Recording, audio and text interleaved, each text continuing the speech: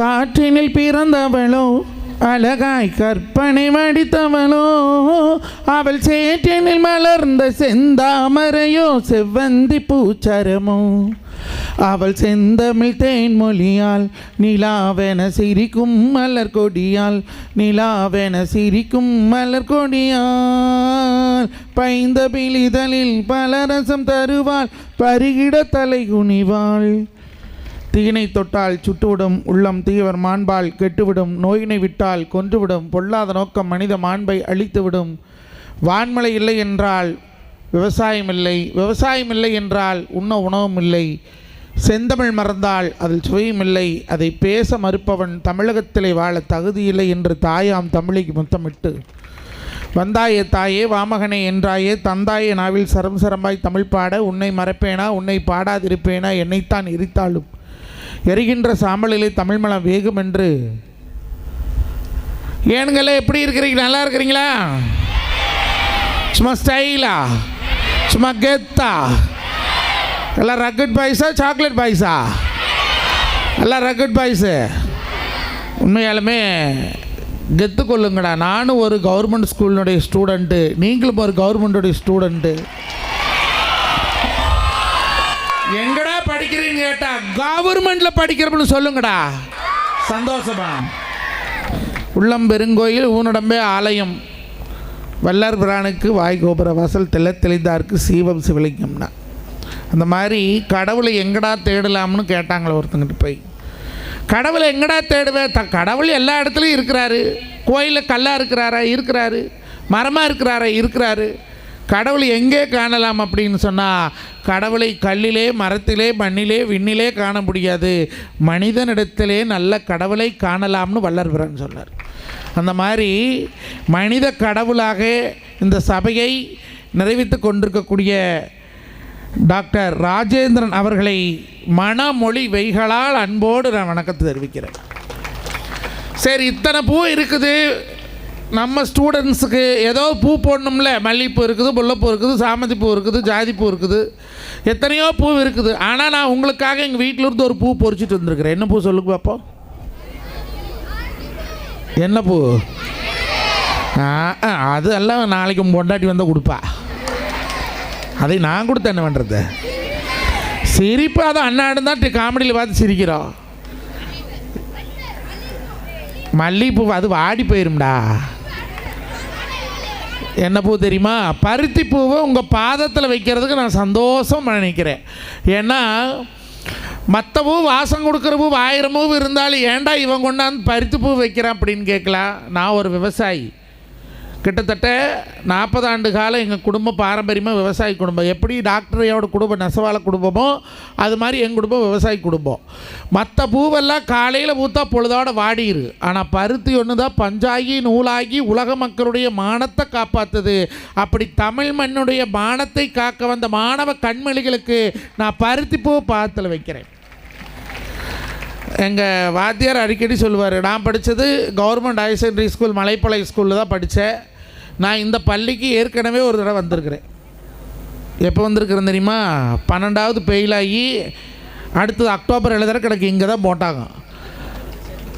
2002 12வது படிக்கும்போது நான் மேக்ஸில் ஃபெயில் ஆகிட்டேன். அப்போ அடுத்த அட்டம்ப்ட்டு அப்போ தான் ஃபஸ்ட்டு அப்போல்லாம் முதல் மார்ச்சில் எக்ஸாம் எழுதி ஃபெயில் ஆகிட்டோம்னா அடுத்து அக்டோபரில் தான் எழுதணும்.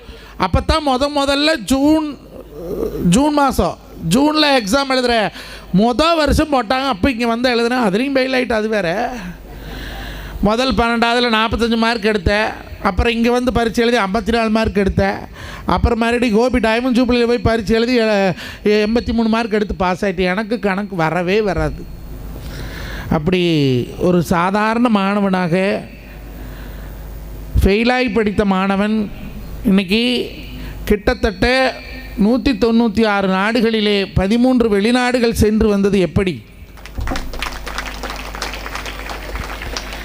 இதே மலைப்பாளையம் பள்ளிக்கூடத்தில் இளந்தக்காய் பொறுக்கிட்டு உடக்காய் முடிச்சுக்கிட்டு ஆர்லிக்ஸ் மிட்டாய் வாங்கிட்டு கில்லி ஆடிட்டு கபடி ஆடிட்டு விளையாடிட்டு இருந்த மாணவன் தமிழ்நாட்டில் உள்ள இந்தியாவில் உள்ள அனைத்து தமிழ் சங்கங்களையும் போய் பேசி பேர் வாங்கினது எப்படி?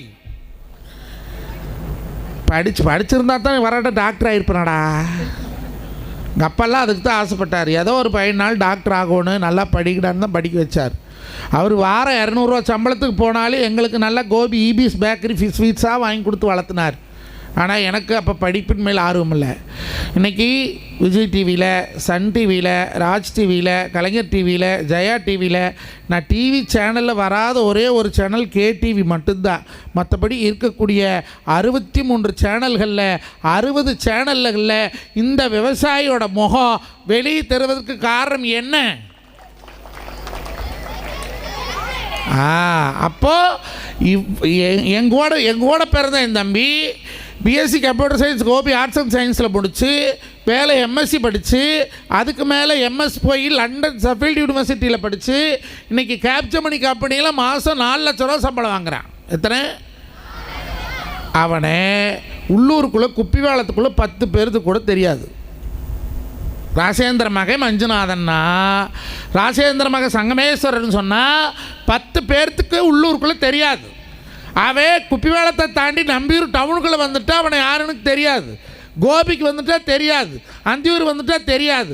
ஆனால் இந்த மஞ்சுநாதனே, இந்த 12வது படித்த மஞ்சுநாதனே, சமையல் கலை டிப்ளமோ 1 வருஷம் போய் படித்த மஞ்சுநாதனே, இன்றைக்கி நெருக்கி 7 கோடி தமிழர்களில் 2 கோடி தமிழர்கள் என்னை அடையாளம் காணுகின்ற வரைக்கும் செய்தது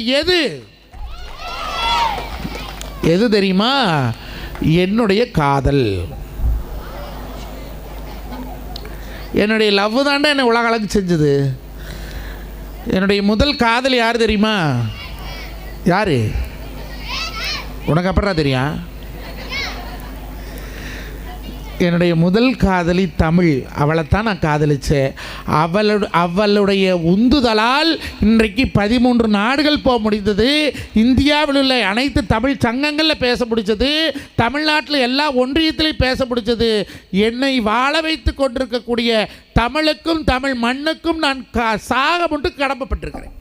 அப்போ ஒரு மனுஷன் மேலே வரோன் அப்படின்னா அவனுக்கு பிடித்த தொழிலை முதலில் காதலிக்கணும், லவ் படம். That is love. உங்களுக்கெல்லாம் இது பற்றி சொன்னால் புரியாது. பின்னால் கொண்டிருக்கானுங்களே +1 +2 எத்தனை வண்டிகிட்ட ஓடுது ஒவ்வொருத்தருக்கும் இன்ஸ்டாவில். அப்போல்லாம் ஃபோன் இல்லை. நீங்களாம் நிறையா மிஸ் பண்ணிட்டீங்கடா.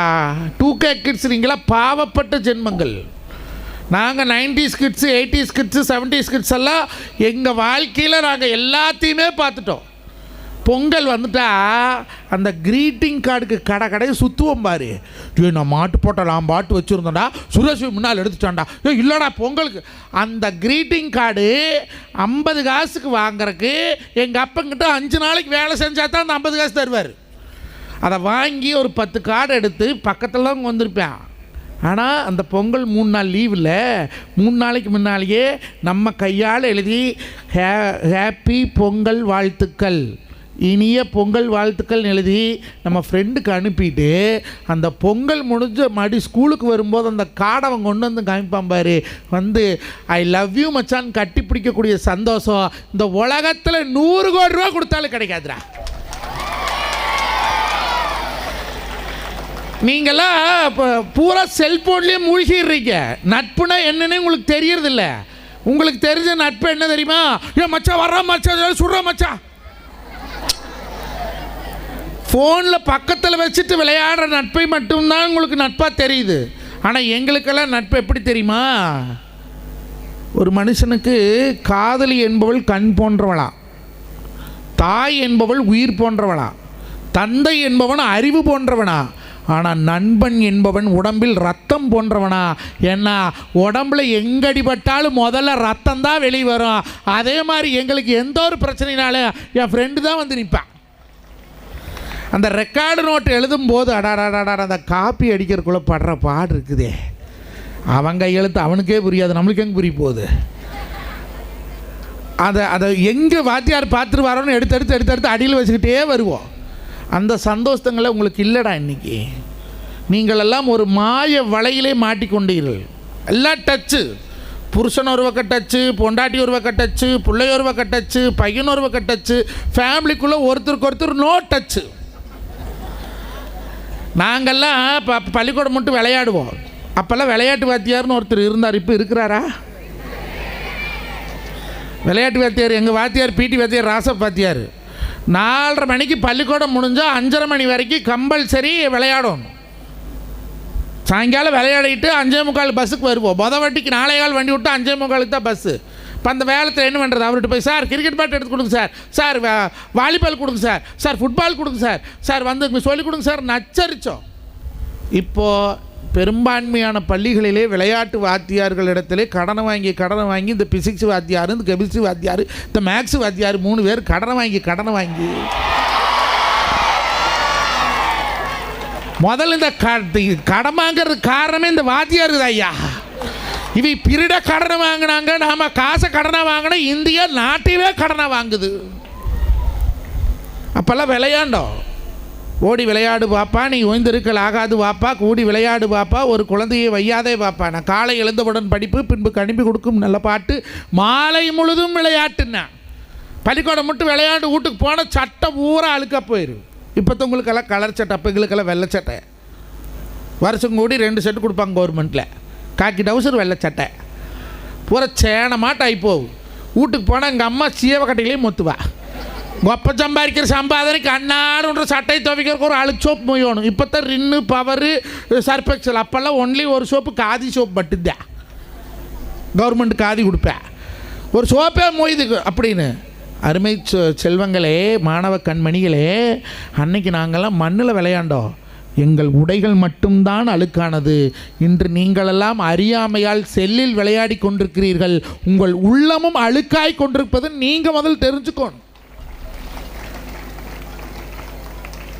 ஈரோட்டில் ஒரு பையன் அன்றைக்கி கவர்மெண்ட் ஹாஸ்பிட்டலுக்கு ஒரு பேஷண்ட்டை பார்க்குறக்கு ஒரு சொந்தக்காரங்களை பார்க்க போயிருக்கிறேன். இப்படிக்கிட்டே இருந்தா நான் ஏதோ காக்கா விழுப்புகளுப்பு வந்திருக்குது என்னமோ அடிக்கடி இப்படிங்கிறானேன்னு. அவன் அதை ஏதோ ஒரு விளையாட்டில் அடிமையாயிட்டா. அடிமையாகுங்கள் எதிலே? தாயின் அன்பில் அடிமையாக வேண்டும், தந்தையின் கண்டிப்பில் அடிமையாக வேண்டும், ஆசிரியர்களுடைய அரவணைப்பிலே அடிமையாகிறானோ அவனே இந்த நாட்டிலே, இந்த உலகத்திலே போற்றப்படக்கூடிய மாணவனாக உருவாக முடியும். அதனால தான் மாதா பிதா குரு தெய்வம்னு சொன்னாங்க. சாமி கூட அதுக்கப்புறம் தான். எங்கே இருக்குது தெய்வம்?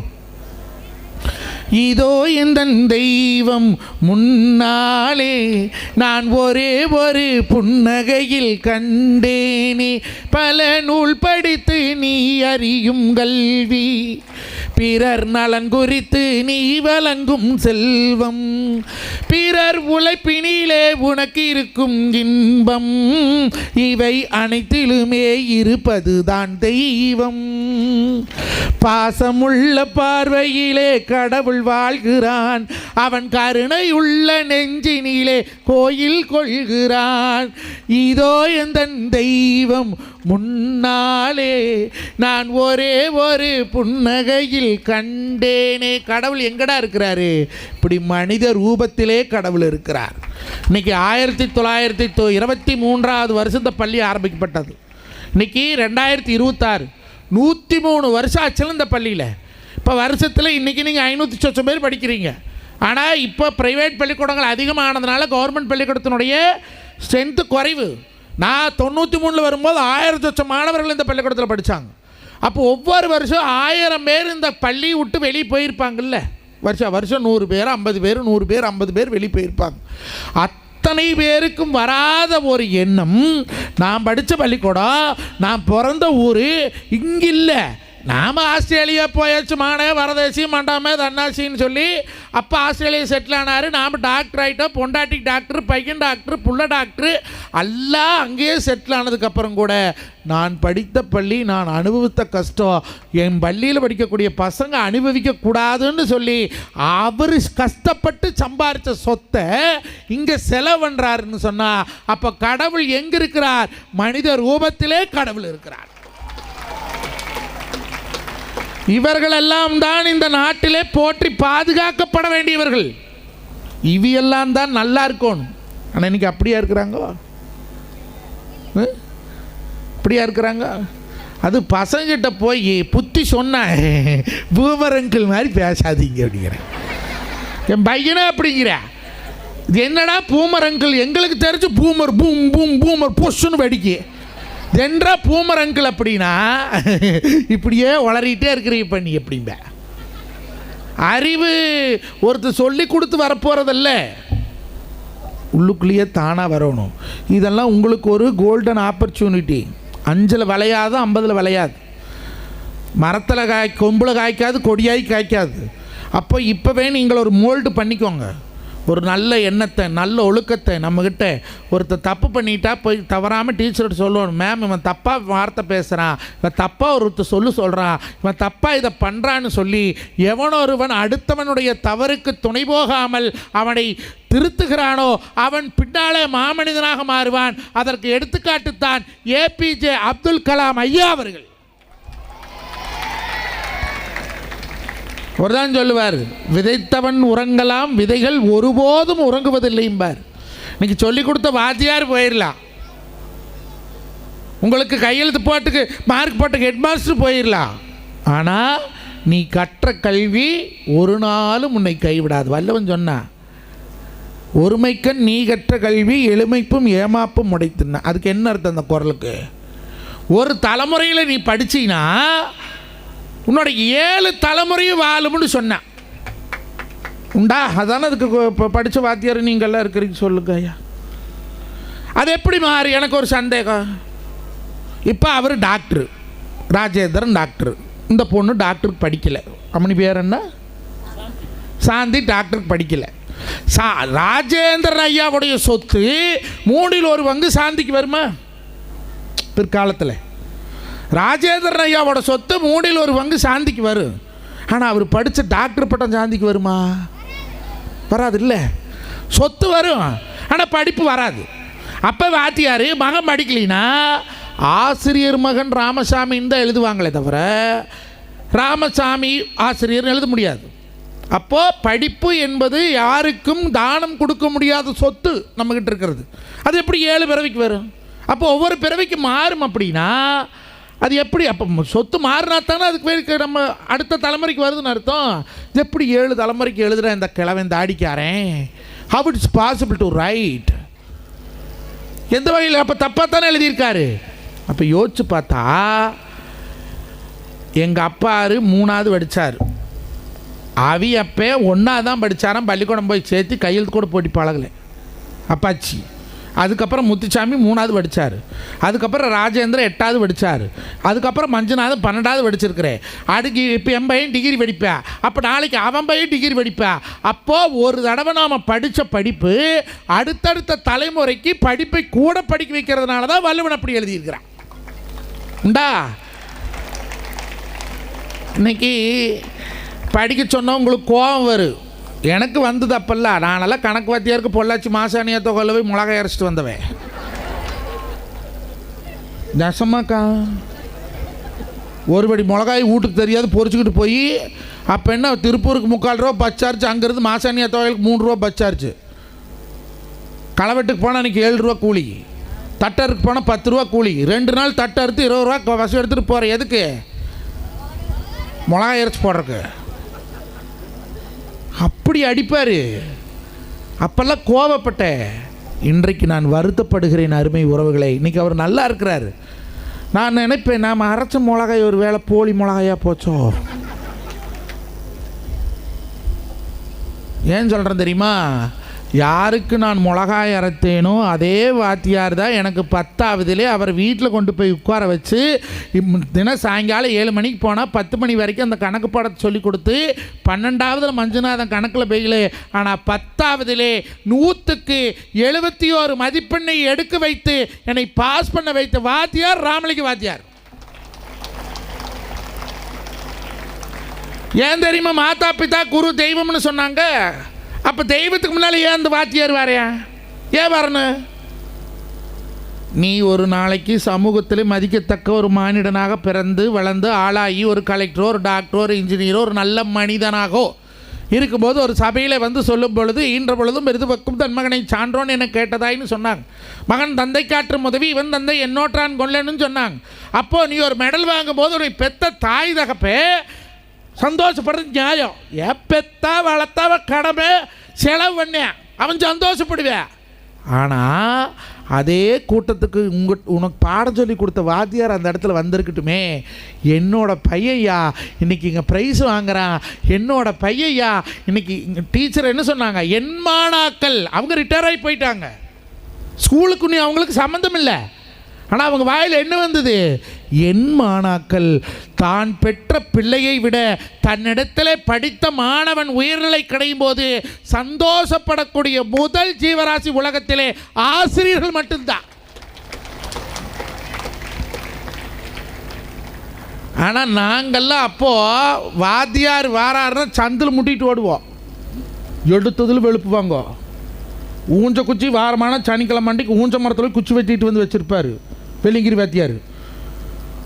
Padmavathi teacher 7th B teacher இங்கேருந்து போகும்போது அடிச்சுட்டே போகும், அங்கேருந்து வரும்போது அடிச்சுட்டே வரும். நம்ம புருஷன் மேலே இருக்கிற கோவத்தாலும் நம்ம வேலை காட்டுதுரா. அப்போல்லாம் நாங்கள் பேசிக்கிட்டது. 8வது பழனிசாமி வாத்தியார் மோதிரமன் ஓட்டுப்பார், நங்குன்னு ஒரு கொட்டு வச்சிடறோம் ஒரு வாரத்துக்கு வலிக்கு. அப்போது வாத்தியார் வாராருன்னா சந்தில் முட்டிட்டு ஓடுவோம். இப்போ சேர 4 வருஷங்க வாரான்னா வாத்தியார் சந்தில் முட்டிட்டு ஓடுறாரு. எவங்கன்லையும் மாட்டி ஏற்படாதுரா. அப்போ ஒரு துளி முடி வளர்த்தியா இருந்தா இழுத்து போட்டு குத்துவார் பிடி வாத்தியார். என்ன ரவடித்தரம் பண்ணிக்கிட்டு தெரியா நீ பள்ளிக்கூடத்துக்குள்ள, 2ஆம் மாதம் வட்டிக்கு வந்திருக்கிறேன், நாளைக்கு வரையில் 1 வட்டிட்டு வரல காலை ஒடிச்சு போடுவார் வாத்தியார். அன்றைக்கி வாத்தியார் கண்டு பயம் இருந்தது.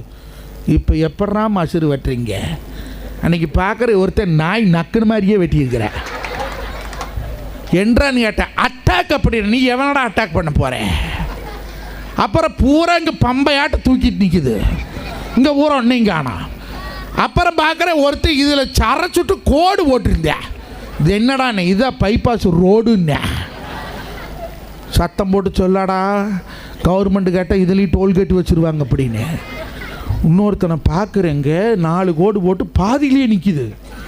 இது என்னடாண்ணே, இது 8 வழி பசுமை வழி சாலை சார், கோர்ட்டில் பிரச்சனையில் கிடக்குது, அதனால தான் பாதியோட நிறுத்தியிருக்கிறேன், தீர்ப்பு வந்தால் முழுக்க சர்ச்சைக்கு போய வாய மூடிட்டுங்கிறேன். அப்புறம் பார்க்குறேன் நாகப்பாம்பு படம் எடுத்துக்கிட்டு ஆடுற மாதிரி ஒருத்தர் வச்சுருக்கேன். ஒருத்தனை பார்க்குறேன் பான்பராக்கு போட்டு தலையில் எச்சை துப்பிட்டு வந்திருக்கிறேன். இதில் என்ன பெருமை? நாமக்கல் கவிஞன் சொன்னான், தமிழரண்டு சொல்லடா தலைநிமிர்ந்து இல்லடான்னா. மற்ற சமூகத்திற்கெல்லாம் பண்பாட்டை சொல்லிக் கொடுத்தவன் தமிழன், உலக நாடுகளுக்கெல்லாம் கலாச்சாரத்தை கற்றுக் கொடுத்தவன் தமிழன். ஆனால் என்னைக்கு இந்த வடநாட்டிலிருந்து அந்த பான்பராக்கு வாய்க்கு பூரா தமிழ்நாட்டுக்கு வந்துச்சோ அவனை பார்த்து பார்த்து இவன் பூரா அப்படி மாறிட்டான். ஒரு காது கடுகு போடுறானுவல, எதுக்கு போடுறானுவோ? என்ன பழக்கம் அது? நம்ம அப்பாரு போட்டிருந்தா, நம்ம பாட்டம் போட்டிருந்தா, 2 காதுக்கு போட்டிருந்தா, ஒரு காதுக்கு எதுக்கு கடுகு போடுறது?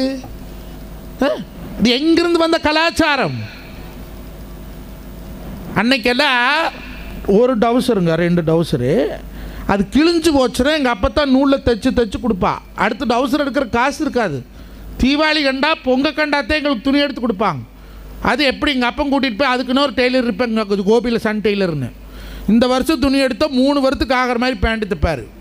தீபாவளி அன்னைக்கு போட்டால் அது பாவாடை மாதிரி இருக்குது. எங்கள் அம்மான்னு சொல்லி என்ன சின்னதாக தைச்சிட்டு வட்டிக்கா, ஏதோ அதைவே சட்டை இங்கே போட்டால் முழங்காலுக்கு இருக்குது. இந்த வானத்தை போல படம் பார்க்கலின்னா நான் சொன்னான்னு இன்றைக்கி போய் யூடியூப்பில் டவுன்லோட் பண்ணி பாருங்கள். வானத்தை போல படத்தில் விஜயகாந்துக்கு பெரிய விஜயகாந்த் ஒரு சட்டை தைச்சி கொடுப்பேன். அதில் அவர் பிரபுதேவாவும் போட்டு வருவார், முழங்காலு கீழே இருக்குது சட்டை. அப்படித்தான் எங்களுக்கெல்லாம் துணிமணி எடுத்து கொடுத்தாங்க. அப்படி போட்டு வளர்ந்தவங்க தான் நாங்கள். ஆனால் இப்போ என் பையன் ஒரு பேண்ட்டு வாங்கியிருக்கிறேன், தொடக்கிட்ட ஒரு ஓட்டை, முழங்காலில் ஒரு ஓட்டை, முக்காக்காலில் ஒரு ஓட்டை. இது என்னடா என்ன, இதுதான்ப்பா ஸ்டைலு. கீழே குமிஞ்சானா உள்ளுக்குள்ள பூமஸ் ஜட்டி விளம்பரங்கள்.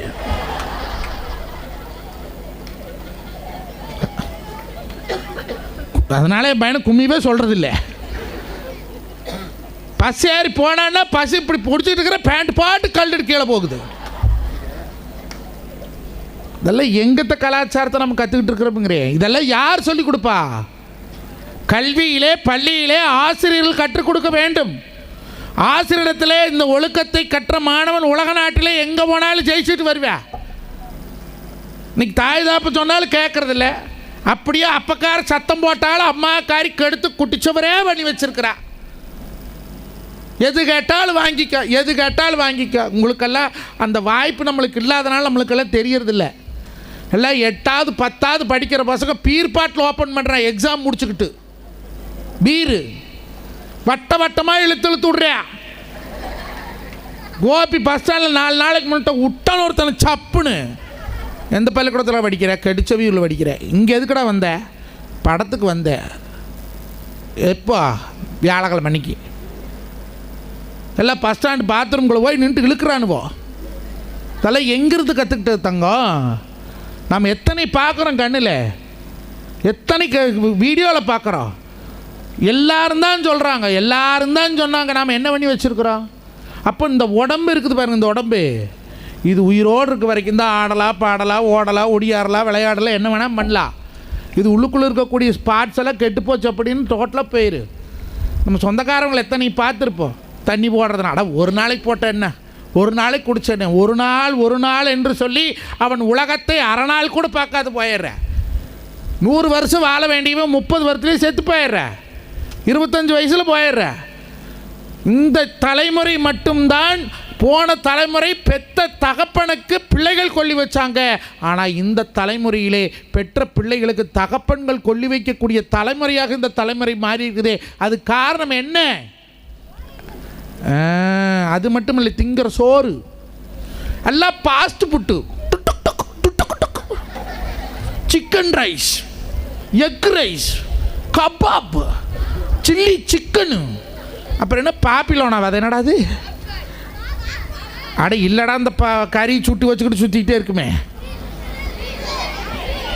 வாங்கடா அது உங்களுக்கு. Barbecue, barbecue. எலி பிடிச்சி சுட்டுத்தனமல்ல நாமோ. சுண்டலி மாசி வெங்கனியானு எலி வேட்டைக்கு போவோம். காடு காடாக போய் எலி பிடிச்சிக்கிட்டு வந்து அந்த தோட்டத்துலேயே தேங்காய் போட்டு அங்கேயே நாடார் மேலே மரத்தில் களையும் கட்டியிருப்பார். அந்த களையத்தில் இருக்கிற தெளிவு கீழே ஊற்றி போட்டு அதுலேயே மிளகாயம் போட்டு உப்பு கறி வறுத்துறவனுக்கு இப்போ பார்பிக்கும் சிக்கன் கேட்குது. பார்பிக்கும் அவன் தூக்கி போடுறேன். என்ன சொல்கிற? இதை சாப்பிட்டா நீ மேலே போயிடுவேன், இதை சாப்பிட்டா நீ மேலே போயிடுவேன். யாரு? சிக்கன் ரைஸ் போடுறவேன். டக்குன்னு தூக்குறேன். நம்மளுக்கு தான் தெரிய மாட்டேங்குது. ஸ்பைஸியாக கொடு. அரை வேக்காட்டை சாப்பிட்டு பிள்ளைகளும் பாதி அரை வேக்காடாக இருக்குது. தான தர்மங்களை பண்ணுற கற்றுக்குங்க நீங்கள். இன்றைக்கெல்லாம் கொப்பனம்மாலையும் சேர்ந்து கூட்டிகிட்டு வருவாங்க நான் எதிர்பார்த்தேன். இவங்களுக்கு பாடம் எடுத்து பிரயோஜனம் இல்லை, அவங்களுக்கு எடுக்கணும். அள்ளி கொடுத்து வாழ்பவர் நெஞ்சம் ஆனந்த பூந்தோப்பு, செய்த தர்மம் என்றும் வீழ்வதில்லை, இது 4 மறை தீர்ப்பு. செய்த தர்மம் தலை காக்கும், தக்க சமயத்தில் உயிர் காக்கும். கூட இருந்தே குழி பறித்தாலும் கொடுத்தது காத்து நிற்கும். கூட இருந்து ஒருத்தன் குழி பறித்தால் நீ கொடுக்கக்கூடிய தர்மம் உன்னை பிற்காலத்தில் தலை காத்து நிற்கும். பள்ளிக்கூடத்தில் தலைமை ஆசிரியருக்கு ஒரு அன்பான வேண்டுகோள். நாளைக்கு வச்சாலும் சரி, இல்லை திங்கக்கிழமைக்கு வச்சாலும் சரி, பொது உண்டியல்னு சொல்லி ஒரு இடத்துல வைங்க. நீங்கள் பசங்க என்ன பண்ணுறீங்கன்னா, கொப்பை வாங்கி திக்கிற காசு கொடுக்கும்ல, 10 ரூபா கொடுத்தா 8 ரூபாய்க்கு தின்னுட்டு அந்த 2 ரூபாய்க்கு கொண்டாந்து பொது உண்டியலில் போடுங்க. வருஷம் ஒருக்கா அது சேரக்கூடிய காசுகளை உங்களை போன்ற படிக்கக்கூடிய அனாதை பிள்ளைகளுக்கு, பெற்றோர் இழந்த பிள்ளைகளுக்கு அந்த 2 ரூபாயை நீ ஒரு நாளைக்கு ஒன்று சேமிச்சின்னா, ஒரு நாளைக்கு 500 பேர் 2 ரூபா போட்டால் 1000 ரூபா ஆச்சு. வருஷத்தில் 36,000 ஆச்சு தங்கம். கிட்டத்தட்ட 4 பிள்ளைகளுடைய படிப்புக்கு நீ மிச்சப்படுத்தக்கூடிய காசு அடுத்த குடும்பத்தினுடைய விடிவெளியாக இருக்கு. இந்த பழக்கத்தை கொண்டு வரோம். நாங்கள்லாம் அப்போ சஞ்சாயகா திட்டம்னு ஒரு திட்டம் பள்ளிக்கூடத்துலேயும் சேர்த்துவாங்க. இப்போ இருக்குதா? இல்லை. நல்லது எது வந்தாலும் தான் கவர்மெண்ட் வச்சுக்க மாட்டேங்கிறனே. சஞ்சாயகா திட்டம்னா தங்கம், வாரத்துக்கு 5 ரூபா சிறுசேமிப்பு திட்டம். வாரத்துக்கு 5 ரூபா பசங்க அதில் போட்டு வச்சுட்டு வருவோம். வருஷமானால் அதுக்கு வட்டியோடு சேர்த்து வாரம் 5 ரூபாய்னா மாதம் 20 ரூபா ஆச்சா? ஒரு வருஷம் 10 மாதம் பள்ளிக்கூடம் வரமா? 10 மாதத்துக்கு 200 ரூபா வரும். அந்த 200 ரூபா கூட மேலே 10 ரூபா ஓட்டு 210 ரூபா எங்களுக்கு கொடுப்பாங்க. அந்த 210 ரூபா வச்சு தான் ஸ்கூல் ஆண்டு விழாவுக்கு நாங்கள் துணிமணி வாங்கிறது, ஷூ வாங்கிறது, சாக்ஸ் வாங்கிறதெல்லாம் அப்போ வச்சுக்குவோம். அப்போ வாரம் குறைஞ்சது உங்களால் முடிஞ்ச ஒரு 10 ரூபா காசுனாலும் சேமித்து வைக்கக்கூடிய பழக்கத்தை பிள்ளைகள் நீங்கள் இப்போ இருந்தே கற்றுக்கணும். உங்கள் அம்மாட்டையும் சொல்லு, உங்கள் அப்பக்கிட்டையும் சொல்லு, உன் தம்பிக்கிட்டையும் சொல்லு, தெரிஞ்சுக்கிட்டெல்லாம் சொல்லு. இன்றைக்கி நீ சேமிக்கிற பழக்கத்தை கற்றுக்கிட்டீங்கன்னா செலவுகளை குறைக்க கற்றுக்குவேன். இதெல்லாம் இப்போ சொல்ல வேண்டியது. அப்போல்லாம் வாழ்க்கை கல்வின்னு ஒரு பாடமே இருந்தது. தனியாக ஸ்கூலில் ஒரு போர்ஷன் வாழ்க்கை கல்வி. பிற்காலத்தில் நீ டாக்டராக, இன்ஜினியராக, வக்கீலாக, கலெக்டராக என்ன வேணாலும் ஆகு. அடிப்படையில் எப்படி இருக்கோனே, நல்ல மனிதனாக வாழ வேண்டும் என்பதை கற்றுக்கணும். இன்றைக்கி யார் சொல்லிக் கொடுக்குறா? எந்த ஸ்கூலில் போய் கேளு, நீ அடுத்தது என்னடா ஆக போகிறேன்னு கேட்டால் ஒருத்தர் டாக்டருங்கிற, ஒருத்தர் இன்ஜினியருங்கிற, ஒருத்தர் வக்கீலுங்கிற, ஒருத்தர் கலெக்டருங்கிற. எவனாலும் ஒருத்தனாலும் இந்த சமூகத்தில் தீங்கு விளைவிக்காத நல்ல ஆத்மாவாக நான் வாழ விரும்புகிறேன் எவன் வாயிலையாவது வருது ஐயா? அன்னைக்கெல்லாம் பிள்ளைகளை பெற்று வளர்த்தணும். இன்றைக்கி பூரா பணங்காசை பெற்று வளர்த்துறோம். பெற்றவங்க பண்ணுறது தான். பையன் என்ன ஆகணும்? டாக்டர் ஆகணும், வக்கீல் ஆகணும், கலெக்டர் ஆகணும், அதாகணும், இதாகணும். 18 வருஷத்தில் படிப்பு 12வது முடிச்சு காலேஜ் முடிச்சிடணும், 22 வருஷத்தில் வேலைக்கு போயிடணும். அது கம்மி சம்பளத்துக்கெல்லாம் ஆகாது. எல்லாரும் லட்சக்கணக்கில் வெளிநாடு, வெளியூர், வெளி மாவட்டம், வெளியூரில் ஓடிடுவோம். உள்ளூருக்குள்ளே எவனும் ஆகாது. பையனை என்ன பண்ணுற? பெங்களூரில் பார்த்தியா இதாக இருக்கிறானுங்க, எதாக இருக்கிற அவன் அங்கே ஊர் சுற்றி திரியிறனவே. மாதம் 15,000 ரூபா சம்பளத்துக்கு இன்ஜினியரிங் முடிச்சவே. இவ அப்பக்காரன் இங்கேருந்து மாதம் 10,000 ரூபா அங்கே அனுப்புகிறேன், நீங்கள் வந்தராதரா. பங்காளியெல்லாம் கேவலம் பேசுவானுவோ. படித்து வைய மாதம் 5,000 ரூபா சம்பளத்துக்கு அங்கே கிடக்கிறான்னு ஊரே கேளு, நாடே கேளு, கேவலப்பட்டு கிடக்கு. நீ மாதம் 10,000 உனக்கு பணம் தாரே, நீ அங்கேயே இருறா, ஒரு கல்யாணத்தை முடிச்சுக்கிட்டு அப்புறம் வா. இன்றைக்கி ஒருத்தருக்கு ஒருத்தர் ஒட்டி வாழ்கிறோமா? உறவுகளை சொல்கிறோமா? உறவுகளை தெரியுதா நம்மளுக்கு? ஒரு வீட்டுக்கு நான் போகிறேன். அந்த பையன் கேம் விளையாடிக்கிட்டு இருந்தேன். எனக்கு எங்கள் அக்கா வையாவே, அப்போ நான் யார் தாய் மாமன்ல. வீட்டுக்கு போனோன்னா அந்த குழந்தை என்ன சொல்லணும்? மாமா இப்போ தான் வாரீங்களா? 8வது படிக்கிறானவன், சின்ன பையனாக கூட பரவாயில்ல. இப்போ தான் வாரீங்களாங்க மாமா? உட்காருங்க மாமா, தண்ணி கொண்டு வாரடுங்க. எங்கடா உங்கள் அப்பன்னே? அப்போ தண்ணி வாக்குறாங்க. வேறு அம்மா சோறாக்கிட்டு இருக்குது. உட்காருங்க மாமா. சொல்லணுமா சொல்லக்கூடாதா? மாம் மாம் சம்படி இஸ் கம் அப்படின்னு ஓடிட்டேன். யார் அந்த சம்படி? எருமையா, மாடா, ஆடா, கழுதையா? அப்போ உறவுகள் யாருன்னே தெரியாமல் நம்ம இந்த உலகத்தில் என்னத்தை சாதிக்க போகிறோம்? நாளைக்கு என்ன ஒன்று இருந்தாலும் நம்ம வச்சுருக்கக்கூடிய பணங்காசு நம்மக்கிட்ட பேசாது. 1 கோடி ரூபாய் பேக்கெட்டில் வச்சுருக்கிறேன், பொத்துன்னு கீழே விழுந்துட்டு இந்த இடத்துல, ஐயோ மஞ்சுநாதா கீழே விழுந்துட்டியே எதிரிப்பான அந்த 1 கோடி சொல்லுமா? உங்கள் தலைமை ஆசிரியர் சொல்லுவார், டாக்டர் சொல்லுவார்.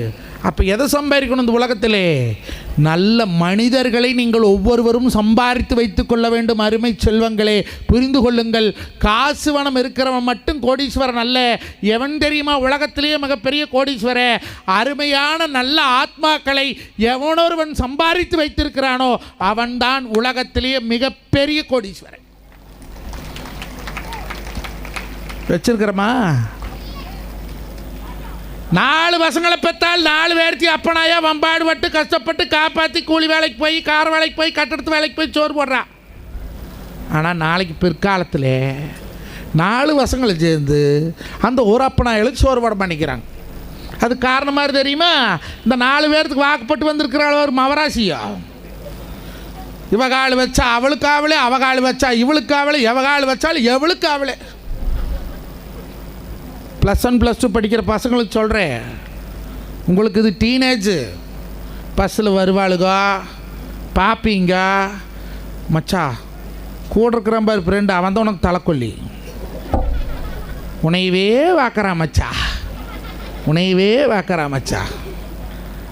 அவன் பார்த்துட்டு போயிடுவியா, நீ கடைசியில் அந்தியூர் பஸ் ஸ்டாண்ட் சுற்றுவேன். ஆனால் என்ன தான் பேசி தொலைவானுங்களோ எனக்கே ஒன்றும் புரியலைங்க. காலேஜ் ஃபஸ்ட் இயர் தான் படிப்பான்னு நினைக்கிறேன். நாமக்கல் பஸ் ஸ்டாண்டில் எடுத்து காதில் வச்சானுங்க. ஈரோடு வர வரைக்கும் பேசுகிறானுங்க. நான் என்ன தான் பேசுவேன்? நம்மளுக்கு அந்த வயசில் பேசுகிறக்கு ஆளும் இல்லை, நேரம் இல்லை. காதலிக்க நேரம் இல்லை, காதலிப்பார் யாரும் இல்லை, வாலிபத்தில் காதலிக்க ஜாதகத்தில் வழியும் இல்லை. ஏன்னா நான் படித்தது கோயட், உங்களை மாதிரி தனியாக ஆம்பளை பள்ளிக்கூடத்துலலாம் படிக்கலை. நாங்கள் 10th 103 பேர், அதில் 51 பிள்ளைங்க இருந்துச்சு.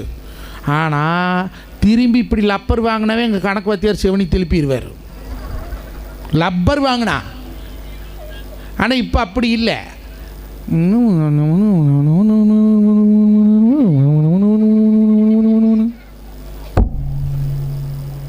பேச வேண்டியது இதல்ல பேச வேண்டியது. நீங்கள் பேச வேண்டியது எங்கே தெரியுமா? உங்களுக்கான எதிர்காலம் சட்டமன்றத்தில் காத்திருக்கிறது, உங்களுக்கான எதிர்காலம் நாடாளுமன்றத்தில் காத்திருக்கிறது, உங்களுக்கான எதிர்காலம் பல்கலைக்கழகத்தில் காத்திருக்கிறது. இந்த செல்போன் என்ற சிற்றின்பத்தை நீ தவிர்த்தால் உலகத்தில் பேரின்பம் 1000 விஷயங்கள் உங்களுக்கு காத்து கொண்டிருக்கிறது. இதே இன்னைக்கு நான் சொல்லிட்டு போகிறேன். +2 நல்ல மார்க் அந்தியூர் பள்ளிக்கூடத்தில் படித்து எடுத்து நீட் தேர்வில் மட்டும் நீ பாஸ் ஆகிட்டா உனக்கு இலவசமாக நம்ம வாத்தியார் வச்சு டாக்டர் வேலைக்கு படிக்க வைக்கிறதுக்கு நம்ம ராஜேந்திரன் ஐயாவுடைய ட்ரஸ்ட்டு இன்னைக்கு அவர் சொன்னார், என் மகன் இறந்து விட்டான், அவன் பேரில் ஏதாவது நல்லது பண்ணுறோம்னு நினச்சேன். ஐயா, நீங்கள் சுகுமாரன் அறக்கட்டளை என்று ஒன்று ஆரம்பியுங்கள். இந்த பள்ளியில் படிக்கக்கூடிய மாணவர்கள் 12வது நல்ல மார்க் எடுத்து நீட் தேர்வில் பாஸ் ஆகிட்டா அவனை கொண்டு போய் டாக்டர் படிக்க வைக்கையா. நடக்கும். அது எங்களுக்கெல்லாம் இப்படி ஒரு வழிகாட்டுறக்கு ஆள் இல்லைடாப்போ, ஆள் இல்லை. உங்களுக்கெல்லாம் நல்ல வாய்ப்பு. நாங்கள்லாம் மரத்துக்கடிக்கு வந்து படித்தோம். சத்துணவில் அப்போ மொட்டு கூட போட மாட்டாங்க. வாரத்துக்கு 2 முட்டைன்னு சொல்லுவாங்க, ஆனால் போட மாட்டாங்க. அவிலா வேவிச்சு அவிலா தின்னு அவிலா போயிடுவாங்க. ஆனால் இன்றைக்கி தமிழக அரசாங்கம் காலை சிற்றுண்டி கொண்டு வந்திருக்குது, மத்தியானம் நல்ல சாப்பாடு போடுறாங்க, நல்ல துணிமணி கொடுக்குறாங்க. யாரை மறக்கக்கூடாது தெரியுமா? இதே 1923 இந்த பள்ளி தொடங்கப்பட்டது. 1926வது வருஷம் தியாகராஜன் என்ற மாமனிதன் தான் பிள்ளைகளுக்கு மதிய உணவு திட்டத்தை முதலாக கொண்டு வந்த மிகப்பெரிய கோமான். தியாகராஜன் தான் முதல்ல சாப்பாடு திட்டம் கொண்டு வந்தார். அதுக்கப்புறம் அது நின்று போச்சு. அதுக்கப்புறம் கல்விக்கு கண்டந்த தெய்வம் கருவவீரர் காமராஜர் அவர்கள் கொண்டு வந்தார் அந்த திட்டத்தை. அவர் கொண்டாந்தது மதிய உணவு திட்டம். அதே சத்துணவு திட்டமாக கொண்டு வந்தவர் 1983 எம்ஜிஆர் அவர்கள் கொண்டு வந்தார் சத்துணவு திட்டமாக. அதை ஊட்டச்சத்து உணவு திட்டமாக பயிர் வகைகளோடு பருப்பு வகைகளோடு போட்டவர் முத்தமிழர் டாக்டர் கலைஞர். இன்று காலை சிற்றுண்டி திட்டத்தையும் கொண்டு வந்திருக்கிறார் தமிழகத்தினுடைய முதலமைச்சர்.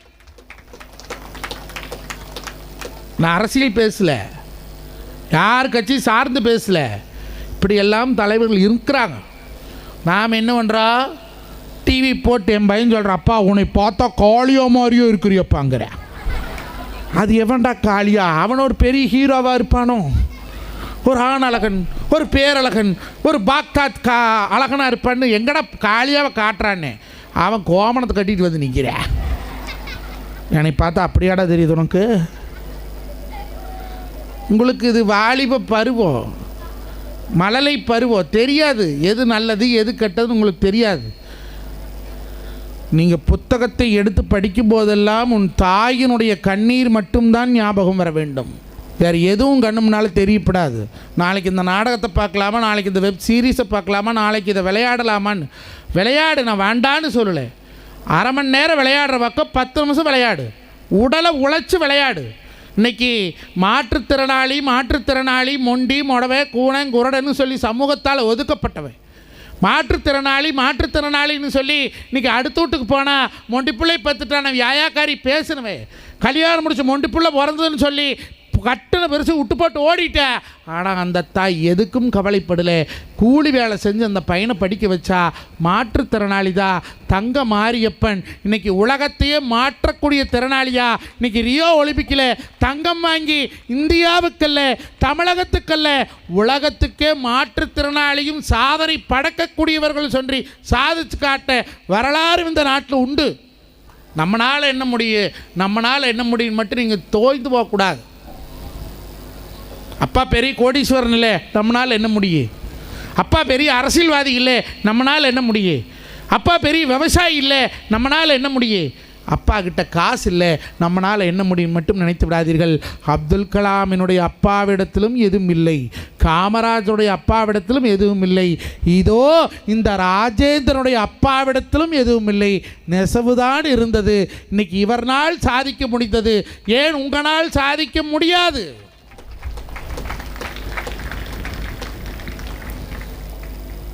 ஒருத்தங்கிட்ட போய் தேனிக்கிட்ட தேன் பூச்சிக்கிட்டு போய் ஒருத்தர் சொன்னானா, தேன்பூச்சி நீ ஒரு சொட்டு தேனை சேகரிக்கிறதுக்கு 12 லட்சம் மலர்களை போய் உட்காந்து இந்த மகரத்தை எடுத்துகிட்டு வந்து தேனை சேகரிக்கிறியே, ஆனால் அந்த மனுஷ பையில பார்த்தியா, அவன் உனக்கு தெரியாமையே அந்த தேனை பூரா எடுத்துக்கிட்டு போயிடுறானே, உனக்கு அவன் மேலே கோபம் இல்லையான்னு கேட்டானா. அதுக்கு தேன்பூச்சி சொல்லிச்சான், இந்த மனுஷ பயிலுவோ நான் சேர்த்தி வச்ச தேனை மட்டும்தான் அவங்களால திருட முடியுமே தவிர என்னோட உழைப்பை ஒரு நாளும் அவர்களால் திருட முடியாதுன்னு சொல்லிச்சான்.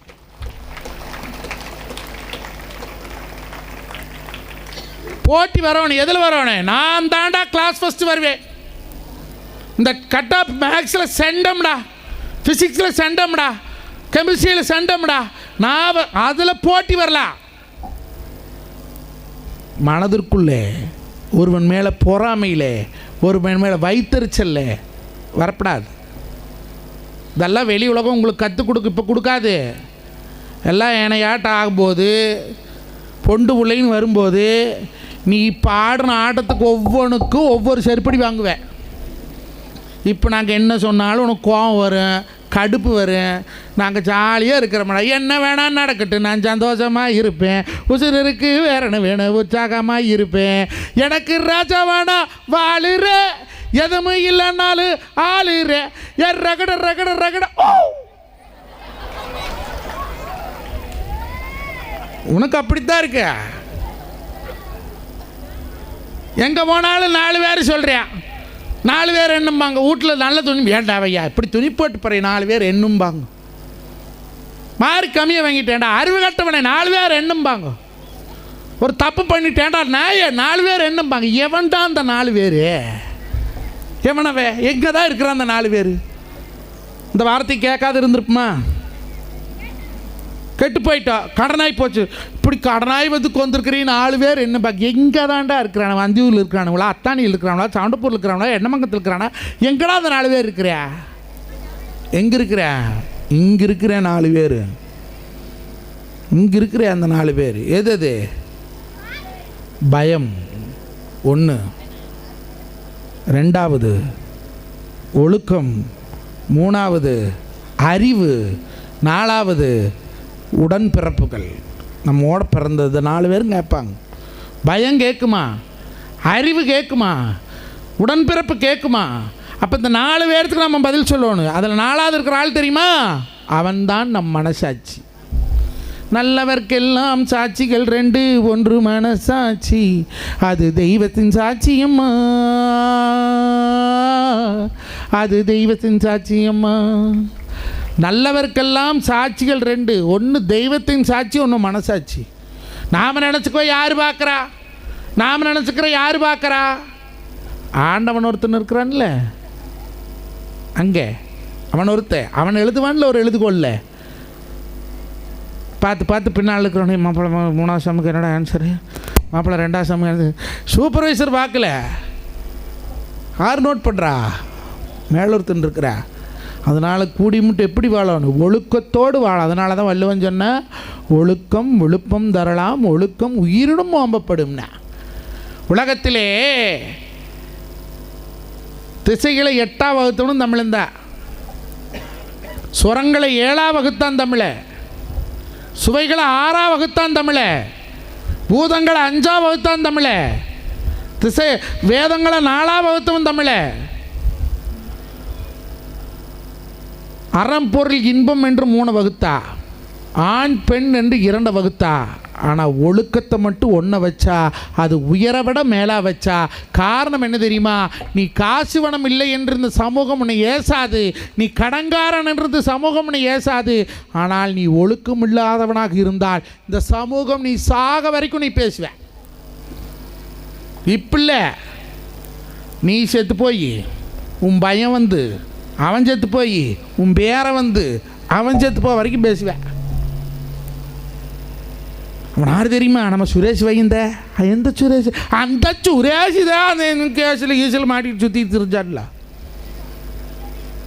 நீ வந்த தப்புக்கும் பயம் செருப்படி வாங்கணுமா? அவன் பையன் வந்து போகுது. யார் தெரியுமா? அட நம்ம சுரேஷ் பேரை. எந்த சுரேஷ்? அடந்த கேஸில் கீசில் மாட்டிட்டு சுற்றி தெரிஞ்சான் அந்த சுரேஷ் தான். நீ வந்ததப்புக்கும் பேர் செருப்படி வாங்கணுமா? அவன் பையன் வந்தாலும் பேசுவேன். இவங்க தாத்தா இருக்கார்ல, தாத்தா சுரேஷ் கேஸில் ஈஸில் சுற்றிட்டு. அதனாலே அருமை மாணவ கண்மணிகளே, நம்மளுக்கு என்ன வேணும்? அதிகாரம் வேண்டும். 10th படிக்கும் போதிலிருந்து டிஎன்பிசி எக்ஸாம் எழுதுறதுக்கு நீங்கள் தயாராக வேண்டும். 10வது படிக்கும் போதிருந்தே நான் ஒரு அரசு அதிகாரியாக மாறுவேன், நான் ஒரு அரசு அதிகாரியாக ஆகுவேன், நான் அரசு அதிகாரி ஆனால் லஞ்சம் வாங்க மாட்டேன், நான் அரசு அதிகாரி ஆனால் மக்களுக்கு சேவை செய்வேன், நான் அரசு அதிகாரி ஆனால் இந்த சமூகத்திலே நான் வாங்குகின்ற சம்பளத்திற்கு சரியாக டேக்ஸ் கட்டுவேன்னு சொல்லி இப்போ தொட்டு நீ மனசில் பதிச்சுக்கோணும். இந்த உலகத்திலே காசு பணமெல்லாம் எங்கே போனாலும் செல்லாது. இங்கே இவர் காசு கொடுக்குறாரு, இந்த காசு ஆஸ்திரேலியா கொடுத்த செல்லுமா? இங்கே இருக்கக்கூடிய காசை நீ லண்டனில் சென்று செலுத்த வேண்டும் என்று சொன்னால் அதை பவுண்டாக மாற்ற வேண்டும். இங்கே இருக்கக்கூடிய காசை நீ அமெரிக்காவிலே சென்று செலுத்த வேண்டும் என்று சொன்னால் டாலராக மாற்ற வேண்டும். இங்கே இருக்கக்கூடிய காசை நீ ஜப்பானில் செலுத்த வேண்டும் என்று சொன்னால் ஹென்னாக மாற்ற வேண்டும். இங்கே இருக்கக்கூடிய காசை லங்காவில் செலுத்த வேண்டும் என்று சொன்னால் ருப்பேயாக மாற்றும். இதெல்லாம் மாற்றும்ல. இதெல்லாம் இங்கே இருக்கிற காசு அங்கே போய் செலுத்தணும்னு அதை தான் மாறணும். உங்கள்கிட்ட இருக்கிற காசு சொர்க்கத்தில் போய் செலுத்தணும்னு என்னவா மாறணும்? என்னவா மாறணும்? புண்ணியமாக மாற வேண்டும். அப்பொழுதுதான் சொர்க்கத்தில் உன்னுடைய காசு செல்லுபடியாகும். செல்லாது இல்லைனா எது எது புண்ணியம்? பிறந்த நாள் அன்னைக்கு கேக் வெட்டி கொண்டாடுறீங்களே, எப்படி happy birthday to you. Dub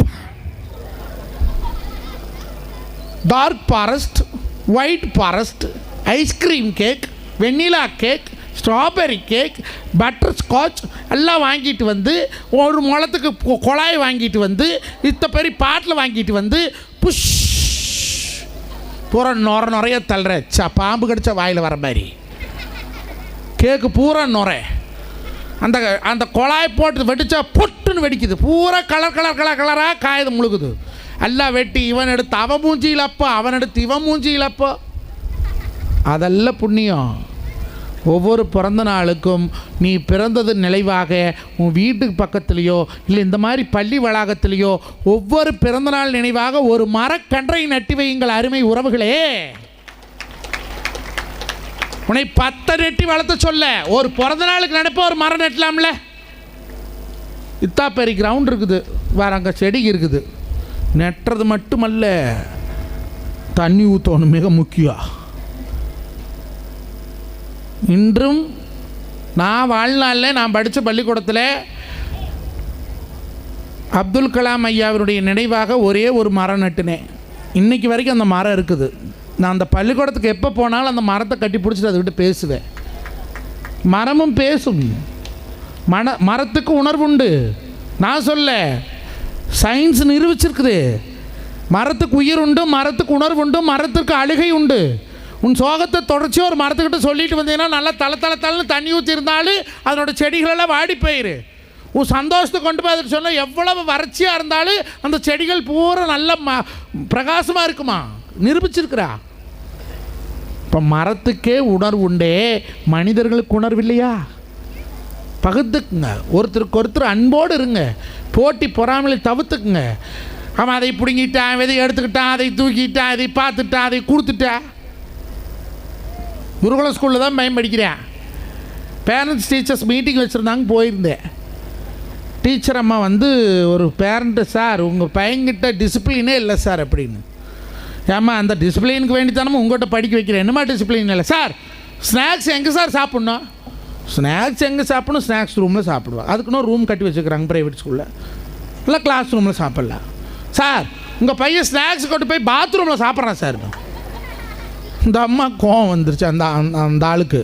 ஏன்டா அறிவு கட்டனாயி, நான் தான் வேணுங்கிறது வாங்கிட்டு வந்து போடுறேன்ல, அப்புறம் எனத்துக்கடா போய் புடக்காலையில் கோத்துருக்கிறேன் நாசமத்தை போட்டு திட்டினார். அவன் சொன்னேன், அம்மா தான் சொன்னாங்க அப்பா காஸ்ட்லி கடையில் ஸ்நாக்ஸ் வாங்கிட்டு வந்திருக்கிறாங்க, யாருக்கிட்டையும் கொடுக்காததுங்க சொல்லி அம்மா சொன்னாங்க. நான் 11:30க்கு ஸ்நாக்ஸ் டைமில் ஓப்பன் பண்ணேன்னா சுரேஷும் குமாரியும் எட்டி பார்த்தானுவோ, டப்புன்னு மூடிட்டேன். 12:30க்கு லஞ்ச் டைமில் ஸ்நாக்ஸ் பாக்ஸ் ஓப்பன் பண்ணேன்னா சேகரும் மூர்த்தியும் வந்து எட்டி பார்த்தாங்க, டப்புன்னு க்ளோஸ் பண்ணிட்டேன். 1:10க்கு ரெஸ்ட் ரூம் போனால் அங்கே யாருமே இல்லை, தின்னேன். நாங்கள்லாம் பள்ளிக்கூடம் படிக்கும்போது ₹1 வாரம் கூடி கொடுப்பாரு எங்கள் அப்பா மிட்டாய் வாங்கி திங்கிறக்கு. ₹1. அதில் ஹார்லிக்ஸ் மிட்டாய்னு ஒன்று இருக்குது, அதெல்லாம் நீங்கள் சாப்பிட்ருப்பீங்களா இன்னும் தெரியல. ஹார்லிக்ஸ் முட்டா அதை 20 முட்டா கிடைக்கும், ஒரு முட்டா 5 காசு. வாங்கி 2 நாளில் தின்னு போடுவோம். கடைசி முட்டாய் இருக்குது, எடுத்து வாயில் ஒல்லான்னு வாயிலாம் மறுபடி மச்சி எனக்கு 19 தின்னுமில்ல, சரி இந்த இடம் ஒன்று தின்னுன்னு கொடுக்குறக்கு மனசு வராது. ஆளுக்கு 10 காக்கா கடி சட்டை முக்கில் வச்சு கடிச்சிருப்போம். ஒரு முட்டாய் கூட 2ஆக பிரித்து சாப்பிட்டு வளர்ந்த நாங்கள்லாம். ஆனால் உங்களுக்கு உங்கள் தாய் தாப்பை 100, 200, 500 ஓட்டு பலகாரம் பண்ணி கொடுக்குறாங்க. ஒரு நல்ல நாள் பொல்லான அன்னைக்கு அவங்க வீட்டிலேருந்து பலகாரத்தை கொண்டு வந்து கொடுத்து ஷேர் பண்ணிக்குவாங்க. எங்கள் வீட்டில் நீ கச்சாயம் சுட்டாங்க இந்தாடா, எங்கள் வீட்டில் பணியாரம் சுட்டாங்க இந்தாடா. நாங்கள்லாம் 6 பேர் 7 பேர் வட்டமாக கொஞ்சம் சாப்பிடுவோம். ஒருத்தங்க கூட அவன் சோத்து திங்க மாட்டோம். எல்லாம் மூடியில் கொஞ்சம் கொஞ்சம் சாப்பாடு எடுத்து வச்சு பங்கி தான் சாப்பிட்டோம். ஆனால் இன்றைக்கி பசங்க அப்படி இருக்க மாட்டேங்கிறீங்க, வேதனையாக இருக்குது. பெண் பிள்ளைகளை பாதுகாக்கிறதே கடகடுசாக இருக்குது இந்த காலத்தில். பசங்க இப்போ இருக்கிற வரைக்கும் ஸ்கூலில் இருக்கிற வரைக்கும் நல்லா தான் இருக்கிறீங்க. காம்பவுண்டுக்கு வெளியே போயிட்டால் எவனும் கேட்குறக்கே இல்லை. கேட்டால் கேஸு எங்கள் பேரில், நீ ஏன்டா போய் கேட்குறேன்னு. இன்றைக்கி செல்ஃபோன் கலாச்சாரம் உங்களை எல்லாம் அப்படி சீரழித்திருக்கிறது. தொட்டதெல்லாம் ஃபேஸ்புக்கில் எடுத்து போட்டுறீங்க. திட்டுனா ஃபேஸ்புக்கு, வாழ்ந்தா ஃபேஸ்புக்கு. வருங்காலத்தில் எல்லாம் இப்போ ஏஐ வந்துட்டு, நீ அடுத்தது எம்ஐ வரும், அப்புறம் எஸ்ஐ வரும். எல்லாம் ஐ வந்ததுக்கப்புறம் கடைசியில் போய் போலீஸ் ஸ்டேஷனில் கோருவீங்க. நல்ல பழக்க வழக்கங்களை கற்றுக்கிற இடம் இது பள்ளிக்கூடத்தில் தான், வேறு எங்கேயும் நீ கற்றுக்க முடியாது. இங்கே இந்த 10 வருஷம் 10ஆவது முடிக்கிறதுக்குள்ளே 12ஆவது முடிக்கிறதுக்குள்ளே நீ என்ன, இதுதான் ஃபண்டமெண்டல், உனக்கு இது அடித்தளம். இந்த அடித்தளத்தை கரெக்டாக கட்டிட்டீன்னா இந்த வெளியில் போனால் எப்படி நீ மேலே கட்டடம் கட்டுறியா, குடிசை கட்டுறியா, ஓட்டு வீடு கட்டுறியா, கோபுரம் கட்டுறியான்னு இந்த சமூகம் சொல்லிக் கொடுக்கும் உனக்கு. ஆனால் இந்த அடித்தள ஃபவுண்டேஷன் யார் போட்டு கொடுப்பா? இங்கே இருக்கக்கூடிய ஆசிரியர்களும் தலைமையில் இருக்கக்கூடியவர்களும் பெற்றோர் சங்க தலைவர்களும் தான் இந்த அடித்தளத்தை அமைச்சு கொடுப்பாங்க. எத்தனையோ பிள்ளைகள் படிக்க வாய்ப்பு இல்லாமல், வசதி இல்லாமல், கவர்மெண்ட் ஸ்கூலுக்கு கூட வர முடியாமல், இன்னும் இப்போ செங்கல் சூளையிலையுமே, பனியன் கம்பெனிலையுமே, டீ கடையிலையுமே எச்சக்கலாஸ் கழுவிட்டு கிடக்கிறானுங்க. படிக்கிறதுக்கு வாய்ப்பு இல்லை. அப்போ மொடா குடிகாரனாக இருப்பேன், அம்மா ஒழுக்கமில்லாதெல்லாம் இருப்பா. அந்த குழந்தை படிக்கிறதுக்கு ஏங்கி கிடக்கு, ஆனால் படிக்க முடியாது. ஆனால் நமக்கு ஆண்டவன் அந்த அருமையான வாய்ப்பை கொடுத்துருக்கிறார். பொதுவாக பசங்கன்னா தங்கம், ஒரு போட்டின்னு வந்து விட்டா சிங்கம். உண்மையே சொல்வேன், நல்லதே செய்வேன், வெற்றி மேல் வெற்றி வரும். ஆடுவோம் பாடுவோம் கொண்டாடுவோம், அந்தியூர் பள்ளிக்கூடத்தில் சிந்து பாடுவோம். 12ஆவது முடிச்சு போன பசங்க நீ அடுத்தது பள்ளிக்கூடத்துக்கே வரமாட்டேன். எட்டி கூட பார்க்குறதில்ல, உண்மையினோடு ஊதி படைக்கிறதில்ல, தவிடு நடுத்து தட்டி படிக்கிறதில்ல. அப்படி அவர் நினச்சிருந்தா, நாம் தான் படித்து 48 வருஷம் ஆச்சே. இந்த இந்த விழா ஆரம்பித்தே இது 48ஆவது வருஷமாங்கய்யா, 45 வருஷம். அப்போ அவர் படித்தது எப்போ? 1968, 62, 72, 72, 82, 92, 102, 112, கிட்டத்தட்ட 53 ஆண்டு காலத்துக்கு முன்னால் இந்த பள்ளிக்கூடத்தில் படித்தார். இன்றைக்கு வரைக்கும் அவங்க அப்பா அம்மா வேரில் இந்த இலக்கியம் என்ற விழாவை நடத்திக்கிட்டு வர்றாரு. எதுக்கு? யான் பெற்ற இன்பம் பெருகு வையகத்தேன்னு. அதே மாதிரி இவர் ஒருத்தர் மாதிரி எல்லாரும் வேண்டாம்யா, 100 பேர் இந்த ஸ்கூல் விட்டு வெளியே போகிறவங்க ஒரு 4 பேர் நாம் படித்த பள்ளிக்கு நல்லதை பண்ணணும்னு நினச்சா ப்ரைவேட் ஸ்கூல் என்னையா ப்ரைவேட் ஸ்கூலு, ஒவ்வொரு அரசாங்க பள்ளிக்கூடமும் மாடர்ன் ஸ்கூல் போல, வெளிநாட்டில் இருக்கக்கூடிய ஸ்கூல் போல அவ்வளவு பிரகாசமாக இருக்குது. ஆனால் பண்ண மாட்டோம். மனசு வருமா? நான் சம்பாரித்த காசு எதுக்கடா அடுத்தவனுக்கு செலவு பண்ணுறேன்? வருமா? வராது. அப்படி ஒரு சில பேர்த்துக்குத்தான் கடவுள் அந்த அருளை கொடுத்திருக்கிறார். இந்த உலகத்திலே எல்லோரும் மனிதர்கள் தான். ஆனால் வள்ளலாரை மட்டும் ஏன் கொண்டாடுகிறோம்? வாடிய பயிரை கண்டபோதெல்லாம் வாடினார். அதனால் வள்ளலார் கொண்டாடுறோம். இந்த உலகத்திலே எல்லோரும் கடவுள் தான். ஆனால் ஏன் ராமரையும் கிருஷ்ணரையும் கொண்டாடுகிறோம்? ஏன் அல்லாவையும் இயேசுவையும் கொண்டாடுகிறோம்? அவர்கள்தான் சொன்னார்கள், அமைதி ஒன்றுதான் ஆன்மாவிற்கான நிம்மதின்னு சொன்னாங்க. அதனால் இவங்களை கொண்டாடுறோம். இந்த உலகத்திலே எல்லோரும் போராளிகள் தான். ஏன் மகாத்மாவை மட்டும் கொண்டாடுகிறோம்? காரணம், அவர் அகிம்சையை மட்டுமே காதலித்தார். அதனால் இந்திய தேசம் முழுக்க அவரை காதலித்தது. எந்த காலத்திலையும் எந்த நிலையிலும் அடிதிடி ஒரு தீர்வு அல்ல. பாய்ஸ் ஸ்கூலில் இது ஒரு பெரும் பிரச்சனை சார். என்னை அவன் அங்கே அடிச்சு போட்டா, இங்கே அடிச்சு போட்டா, அதை பண்ணி போட்டா, இதை பண்ணி போட்டான்னு பாவம் இந்த வாத்தியார் படுற பாடு இருக்குது. உண்மை, உங்களுக்கு பொறுமைக்கான நோபல் பரிசு கொடுக்கணும்னா வாத்தியார்களுக்கு அத்தனை பேருக்கு கொடுக்கணும்யா. வீட்டில் ஒரு பையனை பெற்று மயக்கிறக்கே படாத பாட பட வேண்டியதாக இருக்குது. நீங்கள் இத்தனை பேர்த்து மயக்கிறீங்க. இந்த பள்ளிக்கூடம் லீவ் விட்டு இந்த லீவு முடிய வரைக்கும் இந்த 30 நாளைக்குள்ளே பொம்பளை படுற பாடு இருக்குது. இந்த கொரோனா காலத்தில் எல்லாம் ஆன்லைன் கிளாஸ் எடுத்தாங்க. என் பையன் மேலே மட்டும் சட்டை போட்டுக்கிற, கீழே ஒன்றுமே போடலிங்க. அடையா டீச்சர் மூஞ்சி மட்டும் தான் பார்க்குறாங்க. பாப்பா பள்ளிக்கூடம் கொரோனா முடிஞ்சு போகிறாங்க, பள்ளிக்கூடம் போகிறாங்க. நாங்கள்லாம் பசங்களை கூட்டிகிட்டு போகிற எல்லா வாத்தியார் பூங்கத்தோடு நிற்கிறாங்க வரவேற்கிறதுக்கு. அதில் 2 பேர் சொல்கிறேன், இந்த கொரோனாவில் எவனோ சேவர், இந்த வாத்தியாரெல்லாம் சாவலியாடா, இவனை மாதிரியே ஒருத்தன் கண்ணீர் அஞ்சலி போஸ்டில் பார்த்தனடா. அவனுக்கு அதில் ஒரு சந்தோஷம், வாத்தியாரை சாவடிக்கிறதுல. இன்றைக்கி பிள்ளை பருவம் நல்லா கேட்டுக்குங்க. மீண்டும் உங்களுக்கு இந்த ஒரு சான்ஸ் கிடைக்காது. இன்னொருக்கா கிடைக்குமா? போன வருஷம் படித்த படிப்பு இந்த வருஷம் படிக்க முடியுமா? முடியாது. அடுத்த வருஷம் படிக்கிற படிப்பு இந்த வருஷம் படிக்க முடியுமா? அப்போது நிகழ்காலம் எதிர்காலம் என்பது நம்முடைய கனவு, கடந்த காலம் என்பது நம்முடைய நினைவு, நிகழ்காலம் மட்டும்தான் உண்மை. ஒவ்வொரு நாளும் சந்தோஷமாக வாழுங்கடா. இன்னொரு தடவை யாரும் மனுஷனாக பிறக்க போகிறதில்ல.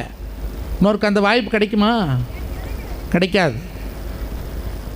ஆகம விதிப்படி, சாணக்கிய விதிப்படி, சைவ சித்தாந்தப்படி இந்த ஆன்மாவுக்கு 17 ஜென்மங்கள் நாயா நரியா புல்லா பூண்டா பிறந்து மனுஷனை எப்போ பிறக்கிறோம் தெரியுமா? மனுஷனை ஒருக்கா பிறக்கல, 7 தடவை பிறக்கிறோம் மனுஷனாக மட்டும். மரமாக இருந்தவன் மனுஷனாக பிறக்கிறேன், நீர்வாழ் உயிரினங்களாக இருந்தவன் மனுஷனாக பிறக்கிறேன், சிங்க புலியாக பிறந்தவன் மனுஷனாக பிறக்கிறேன், பூச்சியாக பிறந்தவன் மனுஷனாக பிறக்கிறேன், மிருகமாக பிறந்தவன் மனுஷனாக பிறக்கிறேன், மனுஷனாகவும் பிறக்கிறேன்.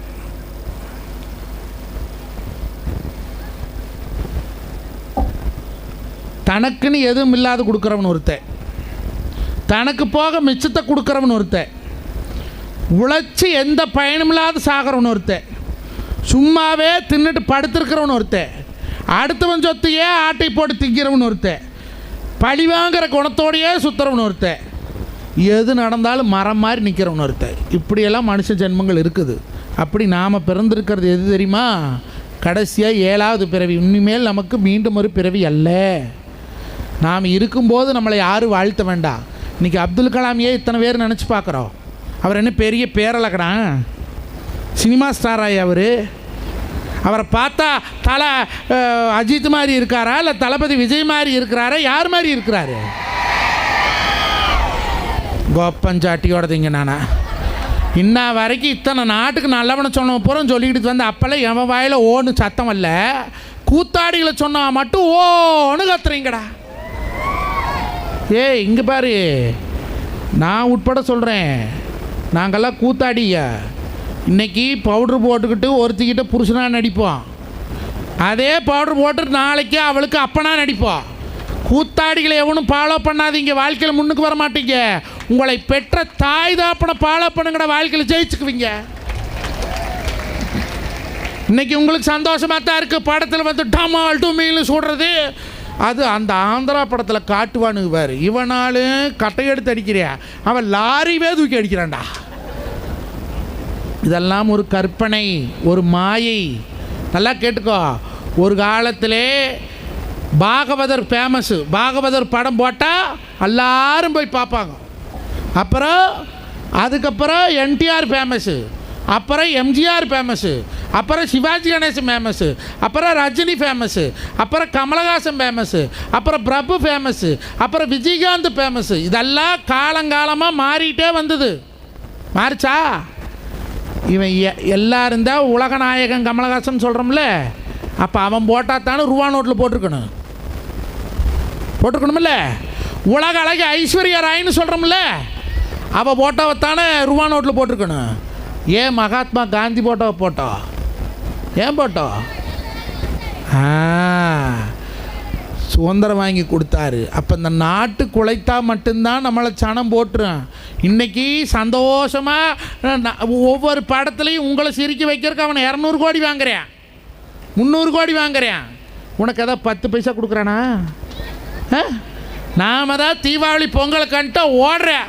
இதே ஒரு நடிகருடைய படம் வெளியே வருது, பெத்த தாயை கழுத்தறுத்து 300 ரூபா காசு எடுத்துக்கிட்டு போய் அவன் கட் அவுட்டுக்கு பாலாபிஷேகம் பண்ணக்கூடிய கேவலப்பட்ட சமூகத்தில் நம்ம வாழ்கிறோம்னு சொன்னால் நம்ம வெக்கப்பட வேண்டாமா? பெத்த தாய் 1000 தேள்கள் 1 கோடி கொட்டினால் கூட அந்த வலியை பொறுத்துக்கலாமா கண்ணு? ஒவ்வொரு தாயினுடைய பிரசவ வலி அவ்வளவு கொடுமையாக வலிக்குமா? கண்ணு வலி வந்தால் கண்ணு வலிக்குமா, கால் வலி வந்தால் கால் வலிக்குமா, ஆனால் பிரசவ வலி வந்தால் அங்கமெல்லாம் வலிக்குமா? அப்பேற்பட்ட அம்மாவை கொன்று 300 ரூபாய்க்கு வெட்டி போட்டு அந்த அம்மாட்டிருந்து காசு எடுத்துக்கிட்டு போய் ஒரு நடிகன்னு கூட என் முகத்தில் அவன் மேலே ஊற்றிருந்தா கூட பரவாயில்லையா, அவன் போஸ்ட்டுக்கு பாலாபிஷேகம் பண்ணுறானே, அவனிடத்தில் என்ன ஒழுக்கம் இருக்கிறது இந்த சமூகத்திலே? இன்றைக்கி உங்களை எல்லாம் சினிமாங்கிற மாயையில் அடக்கி வச்சிருக்கிறானுவோ. நீங்கள் அதையெல்லாம் விட்டு வெளியே வாங்கடா. உலகம் பெருசு, ஏகப்பட்ட வாய்ப்புகள் இந்த உலகத்தில் கிடக்குது. நடிகர் அப்போ ஒரு காலத்தில் சத்தியமான ஓடு, சத்தியமான் இப்படின்னு சுற்றினா சரன்னு சுற்றிட்டு போவேன். அதை பார்த்து நிறைய பேர் மொட்டை மாடியிலும் சுற்றி உளுந்து செத்து போயிட்டானுவோம். சிரிக்கிறீங்க, இது நடந்தது உண்மையாலுமே. அதுக்கப்புறம் இந்த ஸ்பைடர்மேன் வந்தது, ஸ்பைடர்மேன் டப்புடு. இப்போ தானே சொன்னேன், அப்போ புத்தி போகுதா பாரு.